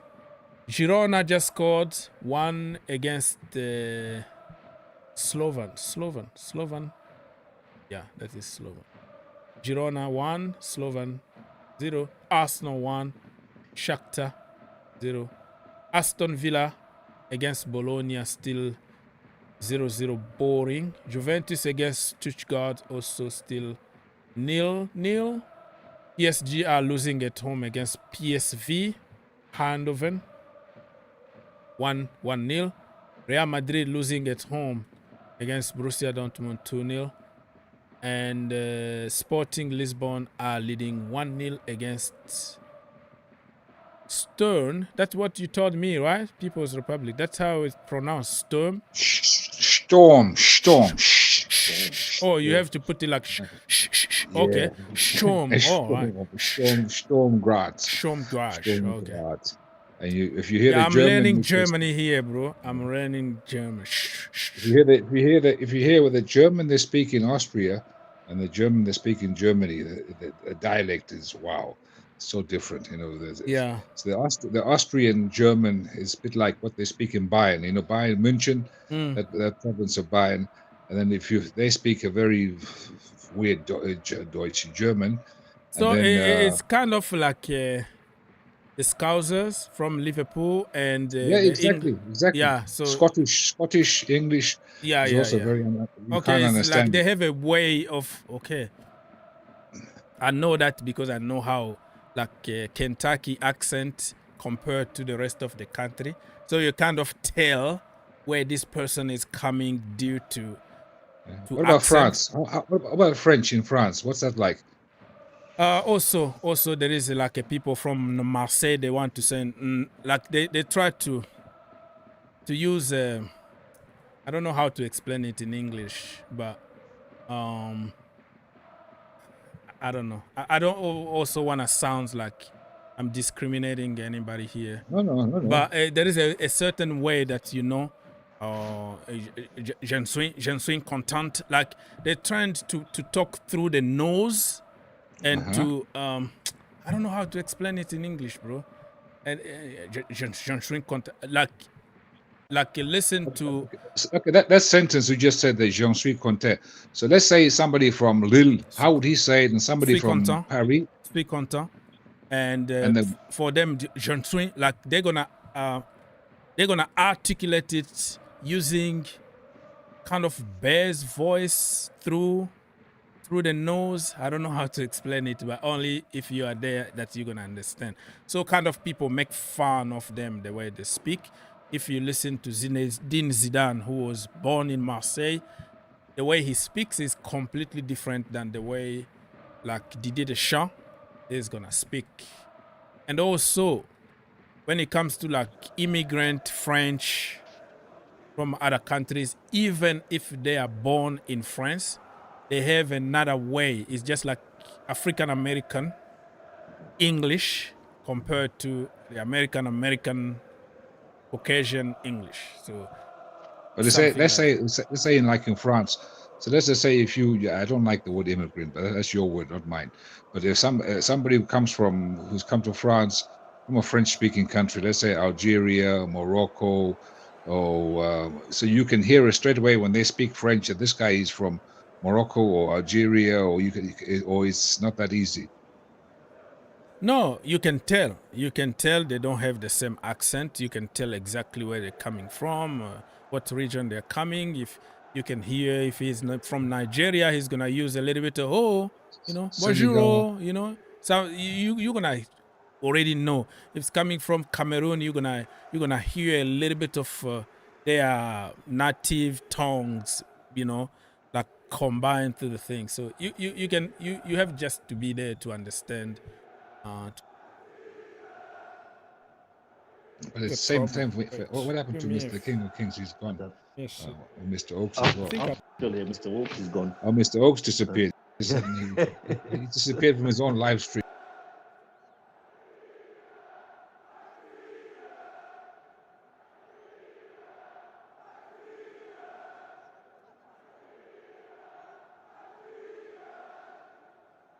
So, Yes, sir. which You part have of to blame not- Donald not- Trump and for I know that. it's a very personal thing. So, It which wasn't part of me. the UK? I was Which part of gone, the but UK are you don't from? blame me. What kind of dialect do they have? I mean, I'm from London. Okay, London, yeah. Yeah, from London. So, they have East London. They have the Half time. Cockney. Can I say something very quickly? Yes, Half sir, go ahead. time. Arsenal still 1-0 against Shakhtar. Aston Villa still on extra or added time, or whatever it's called. Half time for Girona and Slovan. And also, man, somebody Sturm against Sporting, 1-0 half time. Yeah, go. You're talking about London accent? Yeah, so they have the Cockney accent, which is from East London. But the further you go up from London, like you're getting towards maybe Scotland, that's when you get a lot of changes in the pronunciation. For example, Yorkshire. I don't know if you've ever heard of a place named Yorkshire. Oh, Leeds and Yorkshire, Yes. Leeds, and Now, they say, all right, normally we would say tonight. They say tonight. Tonight. So that's totally different. So I mean, even as an Englishman, it would be hard for me to understand. Oh, what are you talking about tonight? What's that? So yeah, the further you go up, it changes quite dramatically. And I mean, what about Wales? What about Wales and Northern Ireland? Well, they speak a totally different language. So even if you see some of the Welsh spelling, how can I put this? Phonetically. I couldn't even attempt to try and pronounce some of their spellings because it is spelt in such a way that for me personally, now I don't come from Wales or anything like that, but it doesn't make sense to me. Ireland. What about when they speak English, not Welsh, when they actually speak English?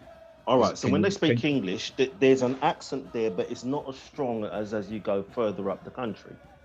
Now, you can understand, their English. There's a slight twinge to it. It's noticeable, but not very, very noticeable. But when they're speaking Welsh, when they're speaking in the language, it's something totally different. So, but do you guys like in London? So like over here. So like if you're from I live in the main island, the big way Copenhagen is. But anybody who comes from the mainland, they like, it's almost like the French Farmers League. They treat it, you're nothing but a hillbilly, or that's sort of like laughed at a little bit. I won't say laughed at, but people sort of like mock them a little bit. Do you have the same like in England, where you have people, I don't know, from East Anglia or somewhere, or if they come to London and people think, it's like it's like less left of people just because of where you're coming from and how you speak. Exactly. Yeah, those kind of discrimination is like everywhere. If I'm honest with you, maybe there used to be somewhat of they used to ridicule somewhat, and this was a very long time ago, like the Irish. Wow. But, yes, jokes, all the Irish jokes, that's right. Yeah, they used to do it quite often. But I mean, as of now, with political correctness coming into place, nobody makes fun of anybody in regards to their accent or anything like that now. That's wow. that's totally gone. Totally gone. So all the sense of And humor that's- has been removed, and all that Yeah, banter has it's been removed. Yeah. becoming. Yeah, it could be removed in the public eyes in politics, but probably still in houses and Football the stadiums. way they think about it in public could be completely different than the way they think inside. Well, I I mean, think I can say, like, from the Yeah, circles that what's wrong with you? I'm in, I haven't heard I don't know what's gonna anybody happen. doing anything of that nature now. So to me, I think it's been totally removed.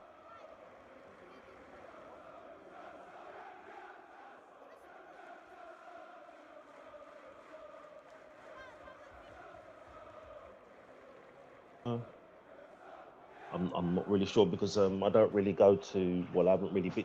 Oh, he's gone again. I'm back I again. haven't really been to. Oh, Great. I haven't really was been to gone any again. football matches lately. Politics is killing. I don't. Yeah, I Like don't when I think. wanted to give an example of what is happening here, then I was gone again. So blame the politics, and not me. blame Kamala and just Mr. sense Trump. Trump is okay. Blame Kamala, and but yeah. Anyway, but so you have that in France. I thought France was like very multicultural. You wouldn't have that kind of business going on in France. I thought you guys No, were still there. Still politics. There are so many things that happen there, everywhere in the world, by the way. Even in the national team, French national team, there were some report about even the president, like when he comes for the picture, like take the picture, visit the team in their camp, and then Hugo Lloris need to be close to him, and another white guy from here. There are conspiracy theories, but when you kind of look it closely and kind of make sense. I don't know if that even makes sense in your level, but okay. Yeah. They press you in public. They say whatever you want because they want your vote. They want your influence. Like you are Mbappe, you are a black guy, and you're doing all of these things, so people will support me politically. But there are certain little things that, you know, they speak between them.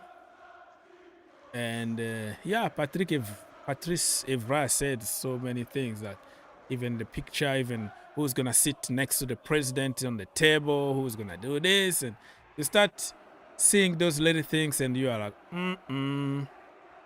there's a red flag here, and what he's talking about is making sense now.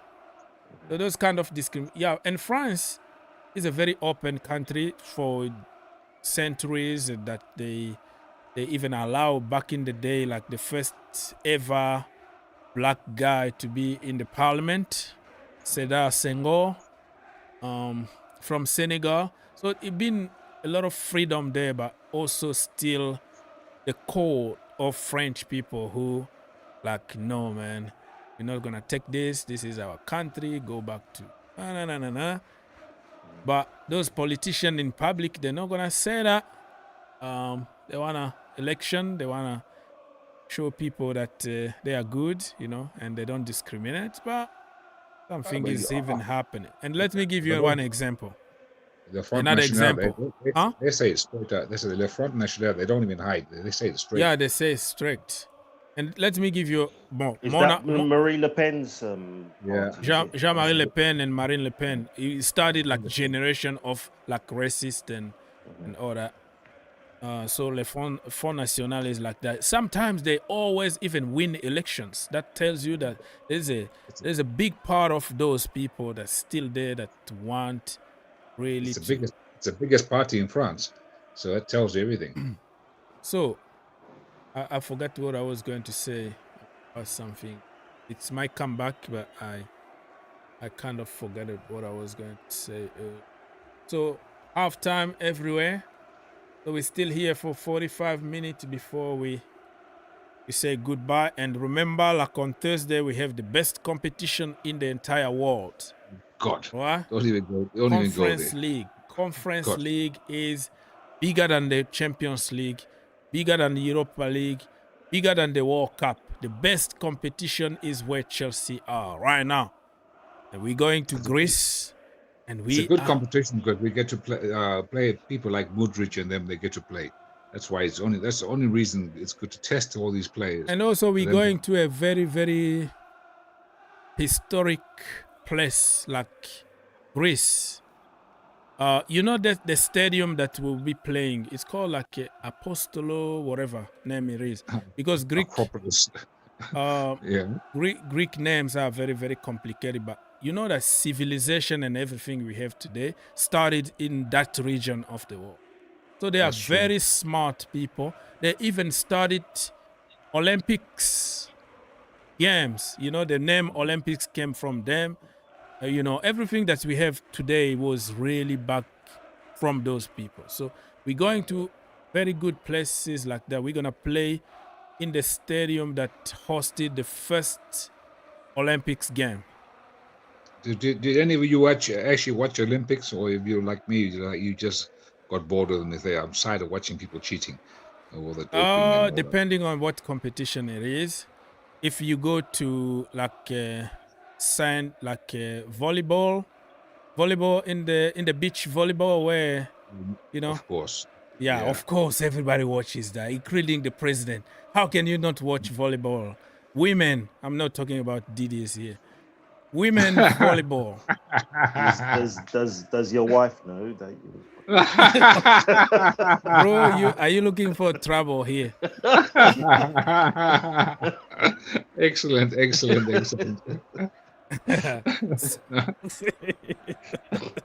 He doesn't even know the rules of the game. He doesn't even care. Listen, who cares? This is locker room talk, right? Don't tell anybody. We are talking here in the locker room. I see. Okay. All I- right. volleyball, Let's keep it here. I swear I saw a ball on the net. I don't know why, because nobody was even paying. Even having score lines. The score lines for what? And who doesn't? Nobody cares. Just play. Just do whatever it is you do there, and you're just gonna watch and when the game is over, it's oh shit already. It's so quickly. It's, play extra. This is when you want extra time. It's like. Yeah, I watch some competition in Olympics when I have time. This time it was a big scandal for the Algerian girl that people call that he was a man, blah blah blah blah. It divided Is a that lot the of boxing? the boxing, yeah. Like she punches somebody in the face and that girl wanted to die or something. And it was a lot of controversy. Algerian people say she's a girl. Other people said no, she's not. So it's a lot of controversy. Who am I to judge people? And this Well, is there was also. Sorry, go ahead, Mr. sorry, I was going to say this is one of the issues I have also with the Olympics, and it's not so much on the men's side, but especially on the women's side. So if you watch it like the swimming, you look at some of the women there, they look like I don't know what AI robots. You look at the boxing, you can clearly see that this guy is a woman, is a man, woman, whatever you want to call it, man, and one shot and the woman's opponent's head's about to fall off. You think, come on, this is not sport. And remember the original, Mr. Oakes mentioned the original Olympics. Back in the day when they had no shoes and what have you, that was true athletes. No cheating, no agendas, no. I just, ever since, for me, the Olympics died. I'll tell you when exactly it died. It was a time when, remember Ben Johnson? Yes.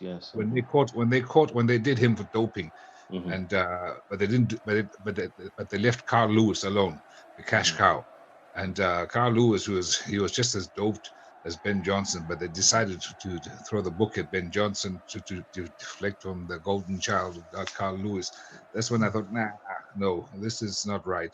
And every year, Russians cheating, the Chinese cheating, British, even the British, for goodness sakes, Linford Christie, remember they did him for doping as well.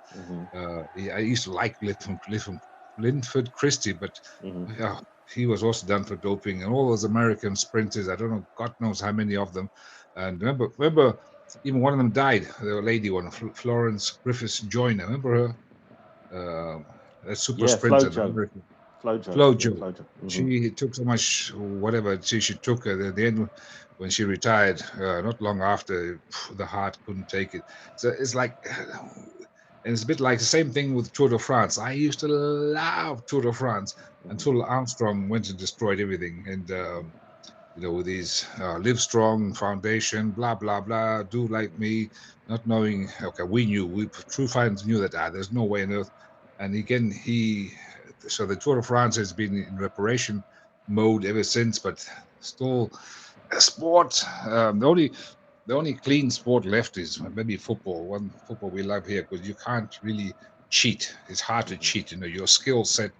You need skills. You need stamina. You need IQ. It's hard to cheat through doping.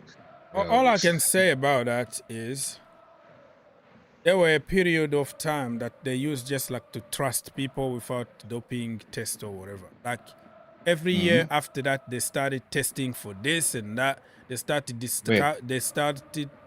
discovering. Which sport? Huh? Which sport were you like talking Olympic stuff. Okay, yeah, okay, And yeah. even football before, if you ask back in the day, they were not doping stuff like this. I was watching one of ex-boxer or whatever. I said, like, in my day, they didn't even care about testing you or whatever. Probably they were like trusting you. Well, what I want to say is something that was okay in the 90s could not be okay today. Like they found another substance in whatever food or whatever medication you are taking, and now it's illegal. But back then, it was legal. It wasn't. It was legal. It was legal back then, and people didn't even know about it. So it's not like everything was pure back then, but I think they got more and more careful and with the medicine and everything. A lot of science, and they are changing rules based on that. And even those Olympics back in the day, you see a huge man like from Athens, from Greece, and you are like, this guy is like, I don't know, 7 foot or something, muscular, huge. You are like, how the hell this guy is this way? We don't know if they were using some growth herbs or hormones or something back then, because those people were so smart. They studied everything that we see today. Like people even like, how the heck Egyptian built all this pyramids and stuff. Like you just don't understand. But if you look at some, sorry to interrupt you. If you look at some of the athletes, I'll give you two examples. Back in the day, I don't know if you remember a country called DDR, East Germany.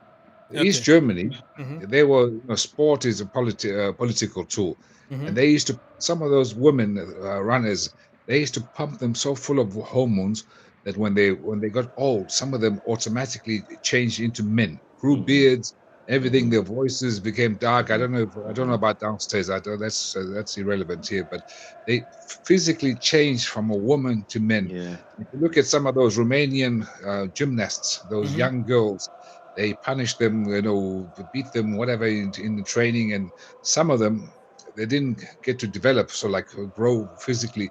And when they retired, some of them, one or two of them, actually become handicapped. So that is how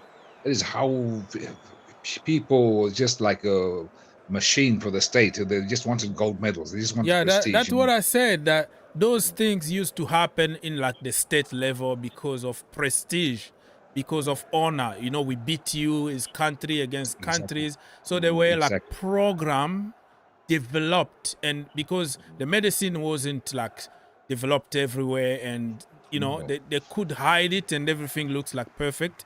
But if you go back, probably all those Olympics in the past were not like very clean the way we think today. But today is because of evolution of the society and medicine and whatever. That man, if you take this kind of even herbs, it could pump something in you, and it could put you in a more advantage that your position. So that is cheating. But back in there, probably they used to use it as a something to give you energy, like energy drink or something. But today, it's It's banned. it's It'd be banned, it's illegal. Mm. And those people, like I said, they were so smart. Last night I was watching those documentary about Egypt, and Stuttgart just scored 1-0 against the Juventus people. And I was like, wow, these people were so smart ahead of time. They have even light, like electricity. They explained to how those pharaohs and they were using, like, I was like, what are we talking about here? It's like before even Jesus Christ's time, and these people knew all this before that. Mathematics and physics and everything, they knew about it. And I was like, this is crazy.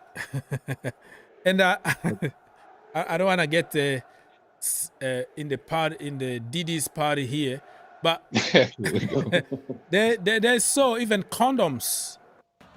They use it back in Egypt. They're made out of sheep. Made of something. So they knew that they are disease. They knew that they are such and such. And how they even disappear? I don't understand why. Those people, I was like, wow, this is crazy stuff for me even to think about. So, But nowadays, so doping. So the people who cheat, the people who take advantage, they have obviously very good doctors, very good scientists. So they are always 2 steps ahead of the doping control. So the doping control will be testing for, let's say they'll be testing for anabolic steroids, EPO, whatever. And these guys who want to cheat, they already have a new drug nobody's ever heard of, which they're using. And then when the doping controllers finally hear about this drug and catch up to this one and ban that, they've already moved on to the next new something thing. else. That's right. You're absolutely right. You're absolutely right. I'll give you a good example. I don't mean to be mean, the King of Kings, but British cycling, from nowhere, it showed up. Nobody had ever heard of anything called British cycling, but suddenly Bradley Wiggins and I don't know whoever, they're winning Olympic medals and what have you. And think, how the hell is this possible? And it turns out, so the British did a very clever thing. So they went and hired, you probably don't know this, but they went and hired an East German, East German cycling coach, who obviously brought all the medical secrets and what have you to the British. This is again, and from nowhere, within 4 years when he was hired, the English were fucking cleaning the house at the Olympics. How the hell is that possible? And then only when he stopped, if you notice, the English don't win so many medals in cycling anymore, and no more Tour de France's and what have you and all that. And that's because this guy who obviously was well connected is to labs and what have you.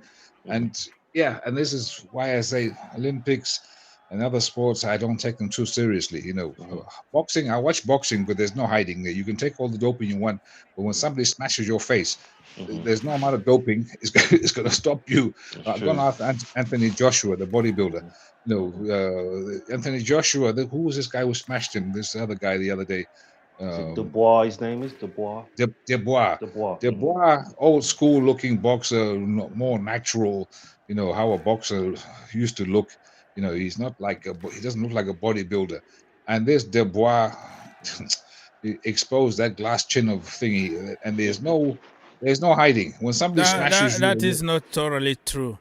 Since Anthony Joshua went to Tottenham Hotspur Stadium, his career was over. He's done the Spursy thing, did he? He did the Spursy thing. Since he went there. See that? You see that picture? It's incredible. It's so funny, man. Yeah, that Tottenham Hotspurs finished him. That day he had like a 6 belt. And then he lost all of them, because of Tottenham. Did you see him on top of the roof, right? With all the 6 belt. Oh, you must see that picture. Man, it's a legend picture. Go, just check or Google when you have time and say Anthony Joshua Tottenham Hotspurs curse. You Google it. And you go to pictures. You go to photos, and then you're gonna see all kind of memes. that day. And it looks like it's serious. It looks like it's true because if you look at it since that day, he never won anything anymore. It's Anything gone. else? Mhm. Gone. The brother is gone. Another curse. I'll tell you another curse in sports. Yeah. If this guy, who's this guy, the Canadian big rapper, Drake? the sport, what's his name? Drake. Yeah. He said if Drake puts money on you, if he bets like 100,000 and You lose. you lose. Always lose. Every team that Drake puts money, and it's no bullshit. Basketball, American football, boxing. If But- Drake puts a big bet on you, you're finished. cursed. And you know what I notice about those betting stuff. And hey, YouTube, we're not betting company here. We're just having a conversation, so don't block us. But when it comes to those betting situation, I think they are getting credit from the company, the betting companies. What I mean by that is, like they give you a 1 billion credit for you to bet. If you lose, you lose. If you win, you win. So it's kind of a publicity to those companies. It's not like the real money that they spend on it. It's like, let me give you an example. One day it was a online poker casino or whatever, and Neymar lost like 1 million or 2 million or something. But all the 1 million wasn't his money. It was based on credit that gave him. So he lost all this credit, and in front of camera is like he just lost money, but he didn't lose any money. He got even more money because he talked about the casino or that company. If that makes sense? It's like Probably advertisement, not. isn't it? Yeah, it's like I don't see it because like Drake guy, he always put like big chunk of money there. 100,000, 200,000. So like bro, just think about it. Go to the bottom of it. You will see like it's not his money. It was just It for could commercial be- reason. it could even belong. It could be something where even the very betting company themselves, they gave him that money to put on this individual, Exactly. That's knowing what I that they're just gonna- said. To And other influence, people are going to jump influence into other it to bettors. say, he must know something. Let's bet on this Yes, as well. there you go. Yeah. You're clean. So when you see him putting a lot of money like that, how many of the fans will put their own hard-earned money, 1,000, I'm going to pay for my rent or whatever. But man, Drake is very sure about this. Let me go and bet on this. So those people are getting even commissions. The more you lose money, the more those people get money. If you see even on YouTube and many other companies, you see that they are promoting your parry match or whatever, and then they use your code, the affiliation, and they get the so-called bonuses and free betting. The more they lose, the more money they pay you for promoting. Another big gambler of a wealth is Aston Villa, yes, 1-0. 1-0 Aston Villa, people. And for the game, PSG, yes, 1-1. No, I can't celebrate PSG goal. But another big gambler is Floyd Mayweather. He's another one who puts those huge bets, 300,000, whatever. And yeah, and him sometimes- also put a lot of money, but also if you look at the bottom line, he's also sponsoring or promoting those betting companies, and he's not really losing. He got even a lot of commission by doing that because everybody is gonna follow and everybody are gonna bet crazy amount of money. The more you lose, the more money those people got. That's how it works. So Yeah, I it's a remember when he did that exhibition fight with Conor McGregor, Ooh, and I did it have it on the TV. I was listening to it on the radio, and I remember because it was like about 4 o'clock in the morning here, and I had to wait until 5:30 for the fight to start. Reason being was that in the US they wanted to give more of the public houses like the bars and the clubs a chance to subscribe and watch the fight, which was charging Yeah. $99, I think. Pay-per-view. Yeah, pay-per-view. Yeah. And just for that extra hour, Floyd Mayweather made an extra $100 million. I couldn't Wow. believe it. Yeah. 1 hour's work, and he made an extra $100 million. I said, this man is something else. Yeah, he's This man Mr. is Money. something else. He's a money guy. You seen his car? You seen his cars? How many cars he has? Wow. Yeah, a lot of them.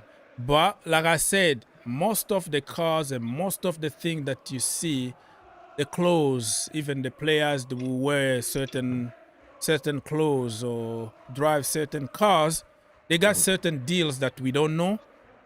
Like the car is 100,000 or whatever, and they get it like in a certain cheap price, so they can promote. They can be like the head or whatever of that, and tell your friends, tell a friend. So there are a lot of deals there, jewelry companies and all that. They make those kind of deals with celebrities, so they can, it's a win-win situation for everybody. Not necessarily that it's your car, like Cybertruck, and let's say Elon Musk is gonna call you and give you just to promote his thing. And when you see, Mayweather driving this cyber car, and then everybody wanna buy it. Let me try. So it become like, wow, luxury. Oh, look at, even such and such got it. So I need it. All right. So you see, I always laugh when I watch Formula One. The moment the race is over, those drivers come out of the car. The first thing they do, where's my wristwatch? And normally it's like a fucking giant thing. Have you ever noticed this? The first thing they put on is the wristwatch. Like Rolex and yes, and some the- sponsor. I don't know. Paulot, whatever company it is. Yeah. Yes, and then when they're doing the interview, you see them with a, it's so ridiculous. You see them, he's moving his hand in a very unnatural ways. It's like Just putting the so watch you in. can see, just so it can flash. That's the problem. It can flash so people can see. Oh my goodness! And Look if you at listen this to like, guy. if you listen to like the American IndyCar, so when the American IndyCar driver, when they interview him right after the race, say, I would like to say thank you to my team, that my sponsor, Honda or Toyota or something, mechanic or whatever, I don't know, whatever sponsors he had. He'll mention about 15 sponsors automatically within one breath, and he obviously memorized all the names of the sponsors. And then he'll talk about the race, and then he'll go back to the sponsors. I think, wow, Madrid just scored. It was Rudiger. Oh, nice goal. And Yeah, 2-1. Game on. Game on. Still a lot of time to go, and they're gonna have a penalty, a dodgy penalty at some point. So don't worry about Madrid. They got this. This is what we do. That's what they do. and he's on fire, Rudiger. You see how he's passion, he's whatever. Mbappe, a nice cross. I thought Mbappe was injured. Oh, he's only injured for France. Okay, that's right. Yeah. So He's not injured when he go to. Oh, I'm not gonna say that. I'm gonna be in trouble. Okay. We have to tread very carefully here. Yeah, you have to say allegedly. Allegedly. Allegedly. The channel is gonna change the name to allegedly because I don't want Mbappe to sue me. Listen, you know that Mbappe is suing everybody right now. He sued, he sued a comedian. There's a guy that started his life on YouTube, but he's like a kind of very funny. Let's call him expression of France. You know, expression oozing from England.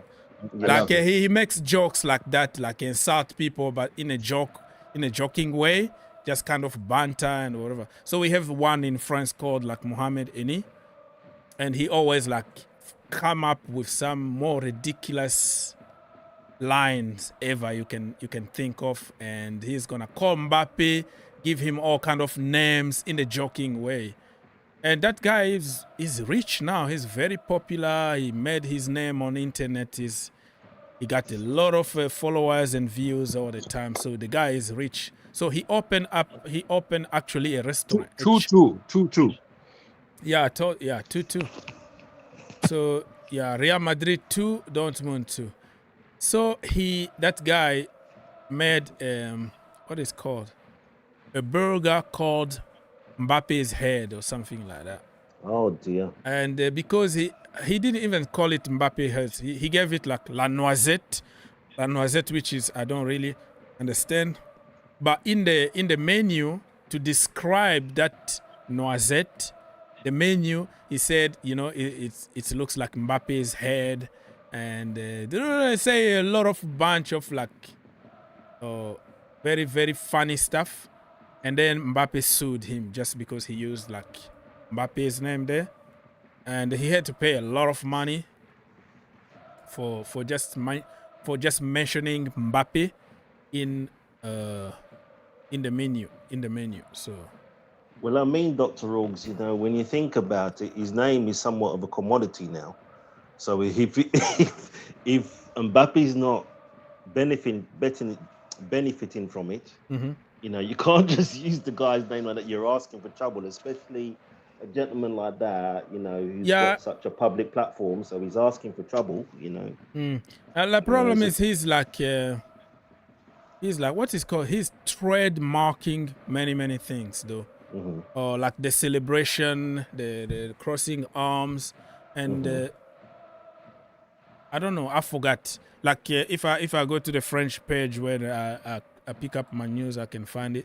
But he trademarked many ordinary things that used to be normal, and because now he trademarked everything that you can't use it, you can't do this and that. So I'm like, how much money do you really need?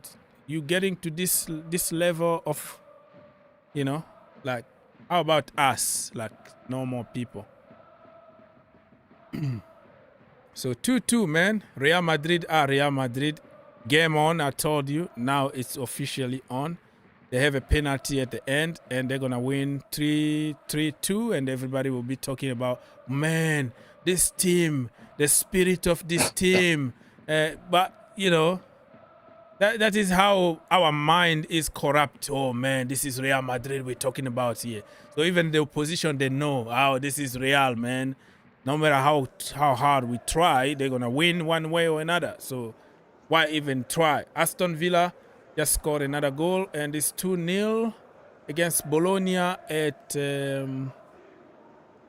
Villa Park, right? That is the name of the stadium of Aston Villa, right? Correct me if I'm wrong. Villa Park, probably. Maybe not. Yes, they're at Villa Park. I think my brother Andrew, Mr. King of Kings, just left. He fell out. The Villa Park, that's right. So, Villa Park. Nice stadium. I think Mbappe caught me off there. So yeah, I think Mbappe. This is. I need to be careful. He cut me off. I'm don't sorry, even sir. use his name right now. Don't sue me, please. Yeah.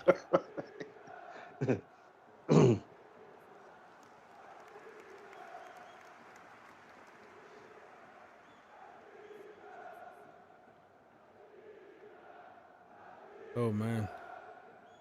Riccardo Calafiori. 67 minutes. The game still penalty to. I'd like to mention as well. Yes, sir. Sorry, go ahead. Go on. No, I wanted to say penalty to Sporting Lisbon against Sturm. The team from whatever, and it's a penalty for Sporting Lisbon. I think the deadly striker, Mr. Victor Koresh, is gonna take it, and it's gonna be 3-0. That's easy. Yeah, go on, bro. I was just wanted to mention. I heard you mention was it Ric Flair? And I was watching this documentary on Netflix, very interesting, about Vince McMahon. Yes. How he built the WWE empire. Yeah, the empire. And it was really quite interesting, because they were talking about, its history and how they themselves used to use, I think it's steroids. Steroids, yeah. Steroids. They used to use steroids to, while they're training and so on.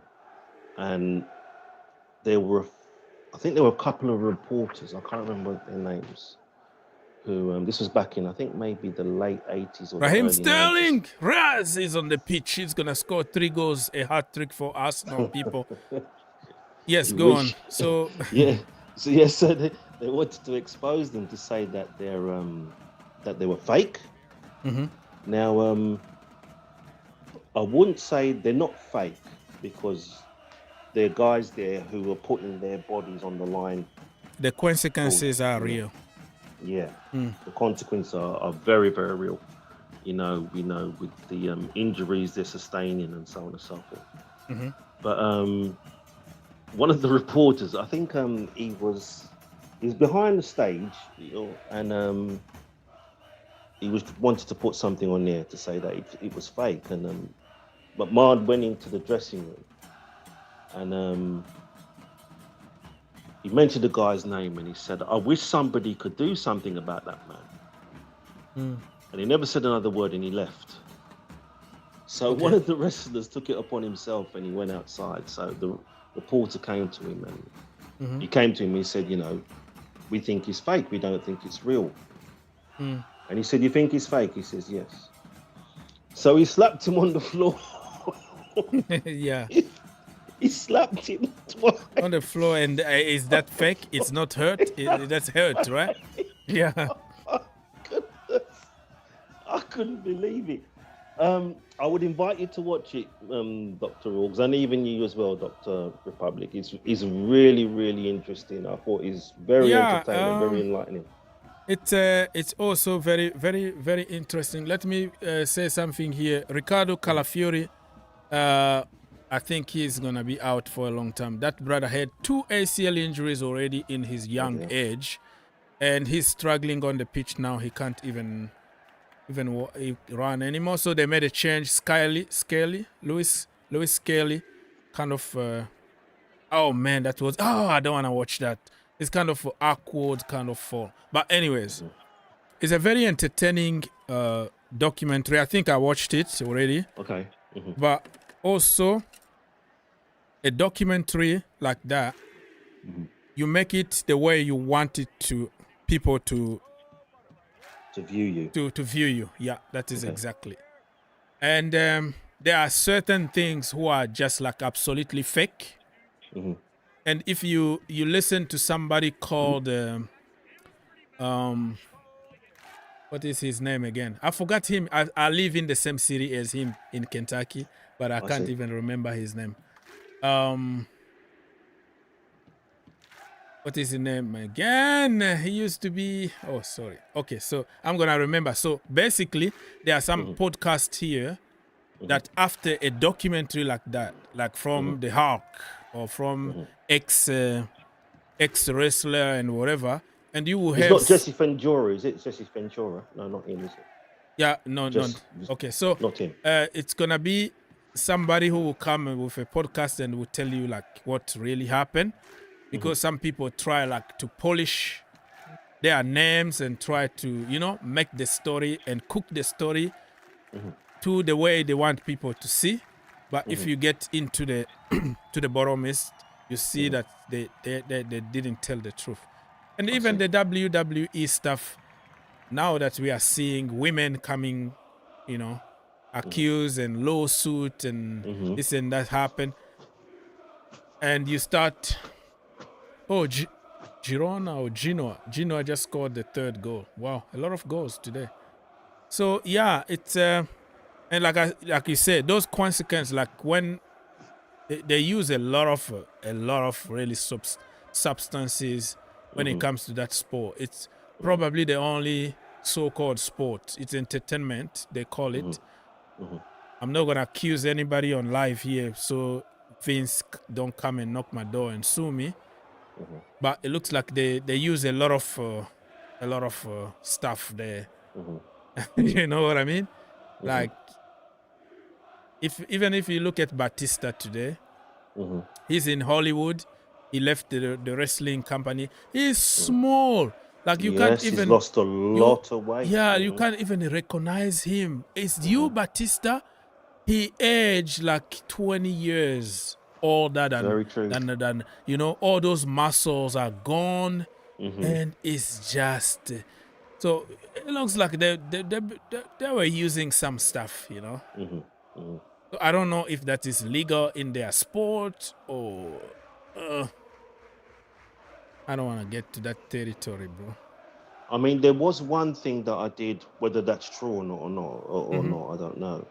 But there was one thing that I did respect him for, was that it had come up that a lot of these wrestlers were coming up with concussion, Mm. and it was said that I don't know if you remember a wrestler named Chris Benoit, Yes, yes.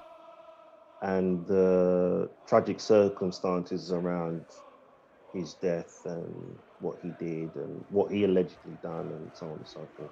But Mhm. they seemed to, some technicians came to the agreement that it was due to concussion. There was a certain concussion that he'd received in the brain which caused him to act Mm. in the way that he did. Mhm. So Vince went to these technicians and said, all right, let's kind of get to the bottom of it, because we need to know, you know, I don't want to be putting these guys into any unnecessary risk. Mm. So there were certain moves that they had to remove from when they're doing the show. So apparently they weren't allowed. The Undertaker was complaining that they weren't allowed to use the chair and hit each other on the head anymore. And I think there was that, and I think jumping on people when they were driving them through the Arsenal table. got a penalty. Yeah. Yeah, so there was all those that he wanted. So this I commend him for. I mean, if he knew he was going to put them in you know, any unnecessary risk, you know, he Mhm. wanted to remove that. And Then yeah, another move that banned was the flying headbutt. This is what he was he was known for. Yeah. Mm-hmm. known for. This is what gave him all his concussions, Mm-hmm. Mm-hmm. and that's by the way, it was not only a wrestling thing. That was in the NFL. So many players have suffered brain aneurysms and what have Mm-hmm. you after retired from years and years of those brutal tackles. Mm-hmm. But going back to another move which was banned, which was a speciality of the Undertaker, was something called the tombstone. Tombstone pile Oh, driver. yes, yes, And I that was remember that one. banned. Why was that banned? Because when they say a botched move, Mm-hmm. he Mm-hmm. did that on Steve. Hell yeah, what's his name? Hell Steve Austin. yeah, Austin. Steve Austin. He broke Steve his Austin. neck. Mm-hmm. He broke Steve Austin's So neck. if you Mm-hmm. execute it in the wrong way, somebody Mm-hmm. can Yeah. get paralyzed for the rest of Oh, their life. Yes, you're finished. you saw that guy, your friend Big E Yeah, from Big E the. now is struggling. He, Yeah. he was almost paralyzed. The English guy from he did a move on him, a belly to belly. It was a very simple move, but he slipped. You know, I don't know, he didn't grab him properly, Yeah. and he threw Big E, and Big E was in a wheelchair, and he was in the Oh hospital for dear. God knows how long. But he's back on his feet, but he will never wrestle again because Mm-hmm. the chances of something happening. But Big E, Mm-hmm. you've seen how big. Have you ever seen his legs? Big E, those are Mm-hmm. like beyond tree trunks. It's like the Mm-hmm. biggest legs I've ever seen. And it's so sad because Big E, he had just reached the top. After years and years, he had finally made it to the top. He was champion, and he was right at the pinnacle of his career. And then this Mm-hmm. terrible injury happens. And this was like, wow, that is so sad. Mm-hmm. And but wrestling is good. I love Gunther, the German guy, the champion. He's got those chops. Oh my God. I don't know if you ever saw the fight with Sheamus. Sheamus, you know Sheamus. He's got very light skin, and he was. Like right now, I don't really watch Yeah, wrestling kind of that much dropped a bit. anymore. I just watch the segment. If somebody This- got a big mouth and the trash people, I like the way like they are so intelligent, like to memorize so many things. It's like a movie. They're doing it Yeah. live on TV. But the violence part of hitting people and bleeding, I can't handle it anymore. Like You have to watch. Then you have to watch the final boss. The final boss is back. That is, what's his name? The Rock. He's come back to Oh. wrestling. Oh Is yes, it? he's back. Okay. Yeah, he always go on and off, and he just like a special event, WrestleMania and something, just to Mhm. pump He's the back. business again. And But he's now a bad guy. He's now a bad guy. I love it because I didn't like him as a good guy, but I love him when he's a bad guy. And last year, when he was back there before WrestleMania, he terrorized this guy Cody Rhodes to the point there where it was just brutal. No, he was beating him with his belt. And Mama Rose, you're watching. He's talking about his mother. You watching? Oh This is for dear. you. And he's rubbing the blood on that belt. This is for you, and he gives her as a gift. I mean, that was just so raw and so brutal, and it was like, it was just great acting. Just like you were so invested. What happened? And but then Roman Reigns, he went from being a villain where people booed him, whatever, but he was like the what they call the OT. He's come back as the OTC. He lost his championship after 3 years, but the fans now they love Cheering him to through. death. Yeah. Oh yes, because when he lost to WrestleMania, then he sort of like went AWOL or whatever it is. Wrestling sort of like was a bit of a bit of a doldrum. It was just very stale because Cody Rhodes he's a champion, but he's not. I don't know. But anyway, but now he came back, and wow, the reception he gets. People now appreciate because he was the champion at the time when we had the coughing virus. Remember the coughing virus? yeah. I Okay. know Yes. C19 virus. We don't mention it. I think you are a good learner. You are learning not I never to say. I never. mention certain things here because it's No, gonna. no. When they were fighting with no fans, remember when they were fighting in the Yeah. empty? Oh. So he was the one who carried that company on his shoulders because he made it so incredible, and people were still tuning in. And but people, sometimes you don't appreciate somebody until they're gone. And Okay. this is one of those classic cases when he had lost his title, he was gone for like 6, 7, 8 months, and people suddenly realize, wow, this guy is. And now he's come back, so everywhere he goes, it's just like the people go completely and utterly crazy for him. But he's trying to be a bad guy, but the fans won't have it. And and this is wrestling. These guys are the guys who write those stories. They're fucking geniuses. I don't know. Yeah. It's true. It's true. Storytellers are incredible, and I don't know how they come up with these stories, but there must be like a team of them or something. They sit down every there are writers over there. That's why it's scripted. Everybody knows his line, and sometimes you can forget your line, but you make it the best. You might forget something like, Vicky Guerrero. She was given like a line to come, and then she came, and then like she forgot, and she was like, "Excuse me," and people start booing like, "Ooh," and "Excuse me." So it became like a line of people now booing her, but it was like because she forgot something, and then the public noticed it and start booing, and she made the best out of the booing, and then every time like she comes out, it's like, "Excuse me," and the people are like, "Hell." So it just went smoothly as if nothing bad happened, but she managed to turn it to a villain, to something that people, you know what I mean? But you see, this is where like you can have booing, okay, but this is actually a booing in a loving way. It's not booing like in "we hate you, want to kill you" way, but this is a booing because it's part of the fans are now becoming part of the character. So they boo her. They don't actually really mean from their heart of hearts that we want to. You're a bad. It's just because from that "excuse me" there, and it just became a thing. It's a bit like this guy called Dominic Mysterio. So when every time he gets a microphone to speak, if he says just one word, the whole stadium, he can never get a chance to speak because he went to fought his father, Rey Mysterio, and people still don't forgive him, but he's just now become a thing that every time he gets a microphone to speak, they won't let him speak, and it's so much come out of the you have to speak louder. We can't hear you. They just they do it on purpose. They want the public to react that way. Yes. So that is intentionally done.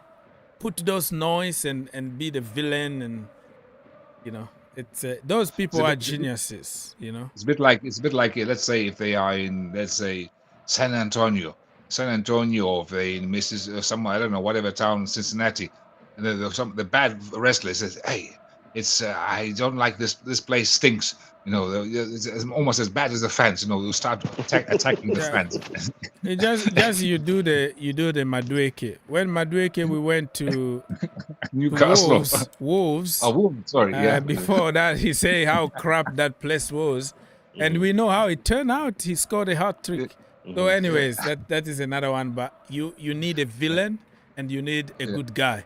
And usually, when you go to a city, it's gonna be a represented somebody from there that is going to have a beef with somebody who is insulting your place. They're gonna say education is very, very, very poor here. You have poor people asking money on the street. Your wives are cheating on you. You have this.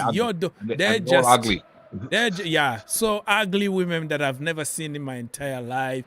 So they just cook it and build it. So you have a good game and then they smash you, and then the people, from that city are gonna feel, you got it. You got what you deserve. So it's all movie, it's all scripted, but people feel good about it. So that's what entertainment is all about, right? Well, I think one of the things that was quite profound that he says 3-2 what Real he wants to Madrid. do. Wow. I told you. 3-2. Wow. What he wanted to do is that he wants to engage the audience. So once he makes them part of the story, the energy goes up. And of course, they're going to want to spend more money to come and watch it because There you go. they feel like they're part of the storyline as well. You hit the nail on that. Money. You hit the nail on exactly on the head. The money. So they buy more merchandise. More merchandise. Pay for views. All the families coming out to see it. The pay-per-views. They're buying these big drink cups with all these drinks in there and so on and so forth.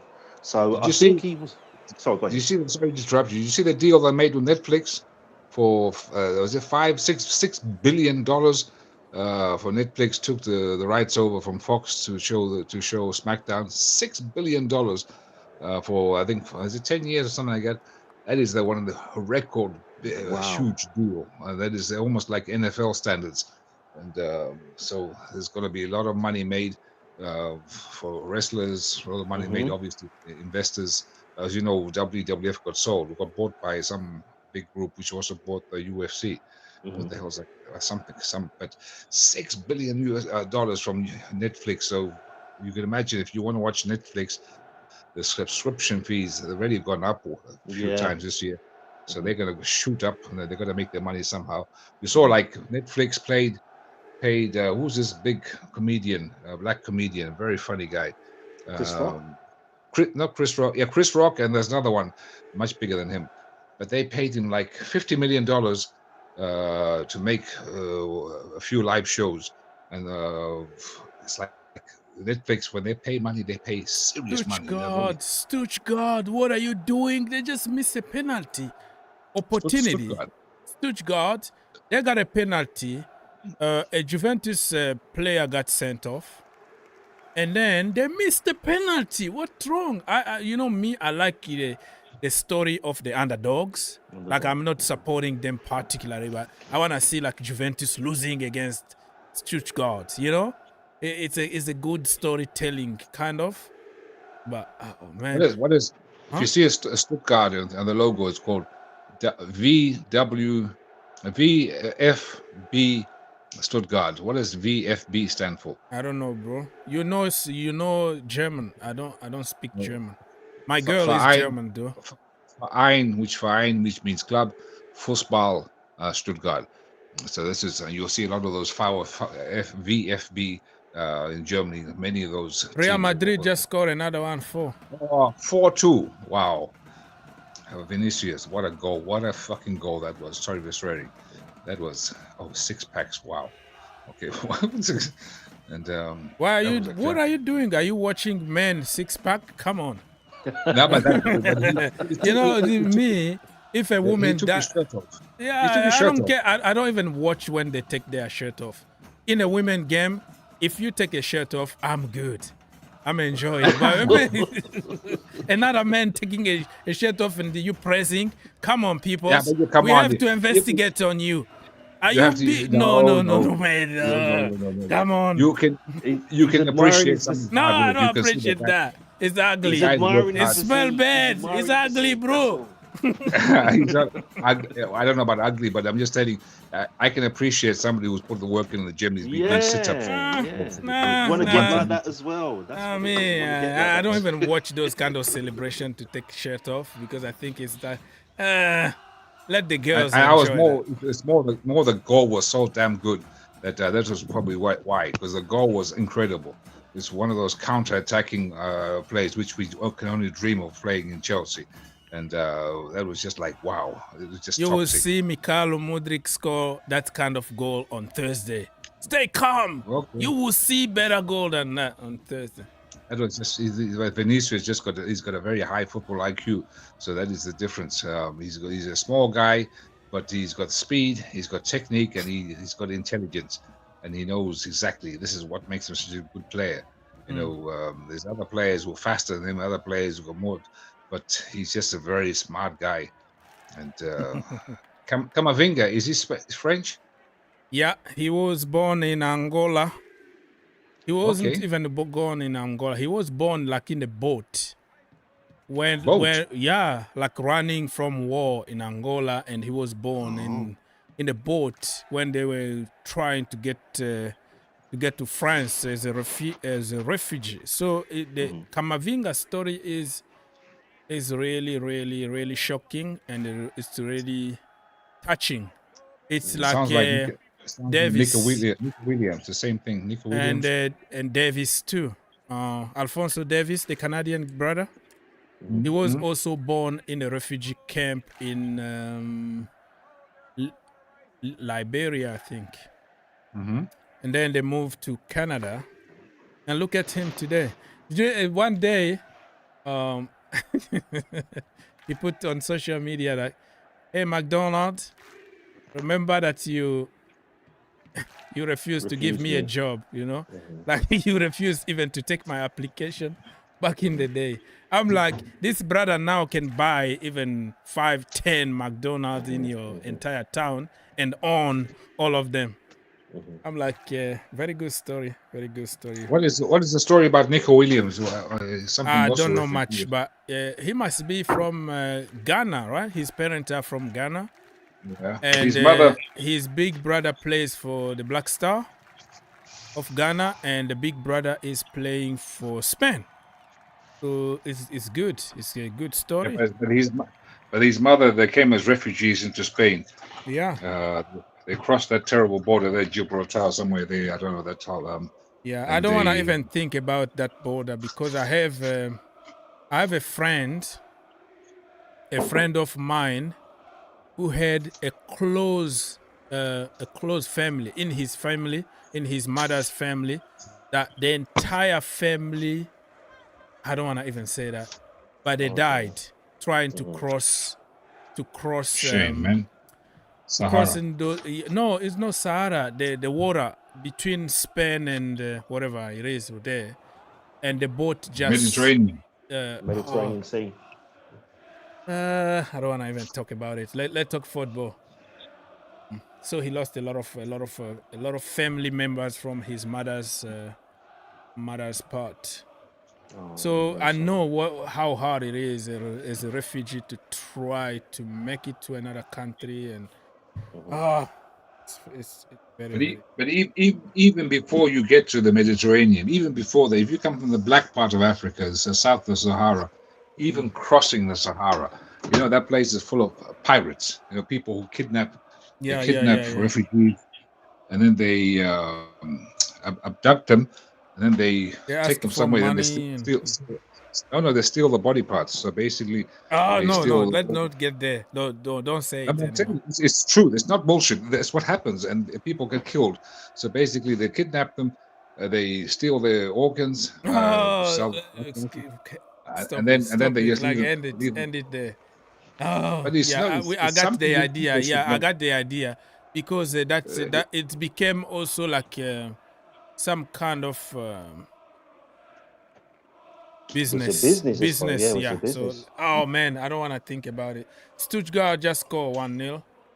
And this is unfortunately human life has no value for some people, and We it's had terrible. the same thing in the UK. This was quite a few years ago, so I think it was about the late 90s, where there were, and this was happened to a lot of men, where they would go to nightclubs and perhaps catch the eye of a particular female, and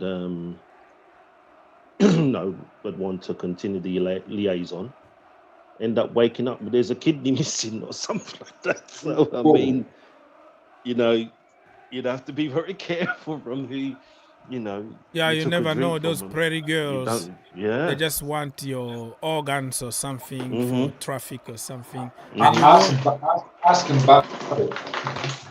yeah, Mbappe. Like somebody said in this show that now you need you need to sign a contract with every girl now before you do anything. Um, An NDA. yeah, and yeah, or say like a consent, like, hey, I'm sober, my alcohol level is 0, and I accept this. Oh, so this is where we're going. And my representative, my lawyer, and your lawyer must both sign. They must be both Yeah. witnesses. Mhm. And then Five to yeah, Real Madrid people. and then once they've signed, you can now Yeah, you can okay. now do the other stuff. Or But you must just have make it even public. Go on TV. Sky Sport need to report it before everything, so you, people you, know. Yeah, you have to have VAR there just in case yeah, that yeah. Make sure the VAR is there. That's just in true. case that you do something maybe she didn't like, oh, Yeah, yeah. you grabbed me in the wrong way or whatever. So we go to the replay. Okay, offside. You're gonna get punished, and or whatever. That is how it's going. If you're a famous person, if you're somebody with money, if you're just like you and me with no money, nobody gives a shit. Okay, But so people, we're gonna leave here like in 5 minutes.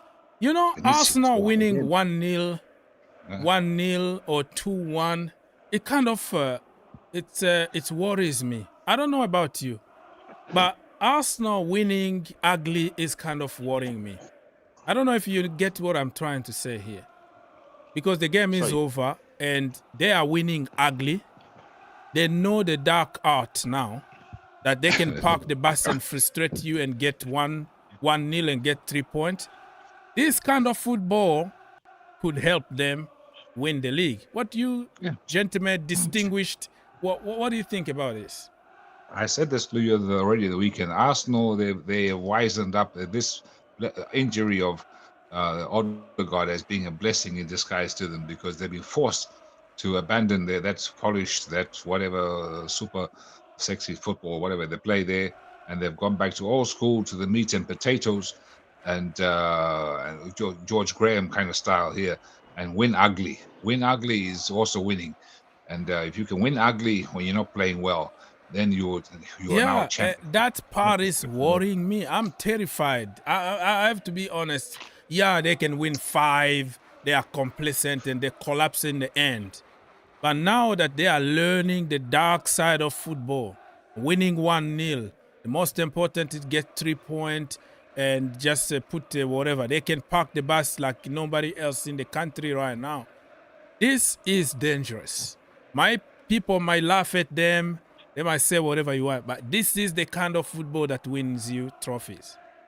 But if they lose to Liverpool, then they're so far behind that already, the catch-up game is almost impossible. This is the thing. If Liverpool smash them, which I think they will, then I won't even worry. They can win ugly all they want, but they're not going to win the title, and because it'll be Liverpool, Man City again. So this is the thing. They've got to beat Liverpool this weekend if they want to still have a good chance to have it. I think they might have a chance to get the result against Liverpool. You know why? They're gonna have one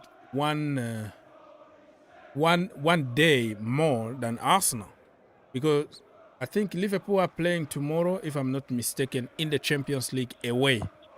Arsenal are playing home today, even if they lost Calafiori, but they still have some power to deal with it. So that one day is very important, and the fact that you travel, I think they're gonna play somewhere, I don't know, in Germany or somewhere. It's still flying. So Arsenal might have, everything in place to beat Liverpool. That's the way I see it from unbiased perspective. But if I put my Chelsea coat on, I might change my mind. So I don't know. I mean, Guys, for myself personally, I would say that they would need to prioritize. So what they might do. Who is it they're playing against tomorrow? Who are Liverpool? Playing Liverpool, against, I forgot, but I have to double check. Okay. Well, I reckon. You want in my them opinion, to I think- prioritize the Premier League? Yeah. So I They think are would playing probably- against Leipzig in Germany. Leipzig. Leipzig So- are top of the table in the Bundesliga. Oh, so okay. they're flying. Oh, they are They're top flying. of the table? I didn't know that. Bayern they were top of it, I think, to Bayern. I think the same points as Bayern, but they're right as top. On point, on like goal difference or something? I'll check. I'll give you 100%. But they were before Bayern played. They were top of the table. But Bayern smashed somebody, 5 something. I can't remember. Let me see the Bundesliga. So all the games are finished, and we're gonna try to conclude the show and say goodbye and see you tomorrow. Mhm. Yeah, double check. Take your time. I'm not rushing you, but 17 points is the same as Bayern München. So on the top, 7 games, 17 points. Bayern München the same, 7 games, 17 points. Then Freiburg, Freiburg 15 points. And then Leverkusen lost. Wow, they lost 1 game this season, so they're 4-2-1 against Forest. Kalim Hassan-Odoi, my boy, scored against. in the them. Bundesliga, but they also lost in the Bundesliga. They didn't lose the whole last season, and they had the golden season. So nobody. So do you think they go? Andrew, you wanted to say that they have to just like take the league seriously, or you want them to? I think what, in my opinion, they've got more depth than Arsenal have, so they can afford to. Because I saw this with when they played us, the other day. McAllister came on in the second half. There was again quite a few of the other players, so they were able to switch around, and I think they'll probably do the same thing tomorrow. So they'll probably rest their main starting 11, and they'll let them start on Sunday when they play Arsenal. So I think they got a better depth and maybe more experience. Who do you want to win that game between Arsenal and Liverpool? I'm sorry to say it, but I'm going to go for the Scousers. I'm going to go for Liverpool. I'm sorry. I can't take this back. You stole my thunder. For me, I want them to draw, because drawing is like dropping 2 points for both of them. So if we win against Newcastle United, we can get a little bit closer, because and those 4 points that we lost at home is just making me so mad.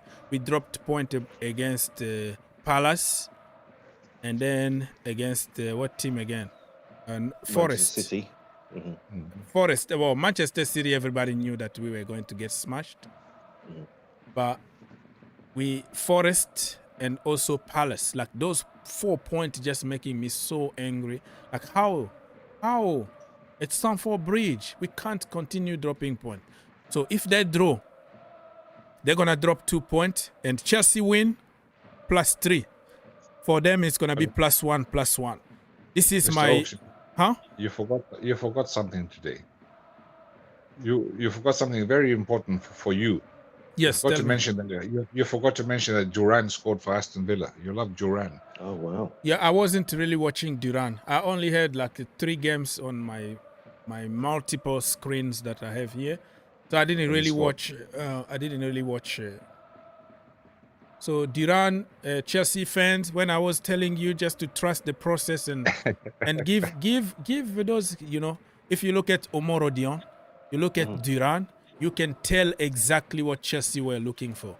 But because it doesn't fit the narrative, it's not a big name, it's not going to cost you 100 million, and then people just insult everybody on it. Was a problem. This owners, this owner, that.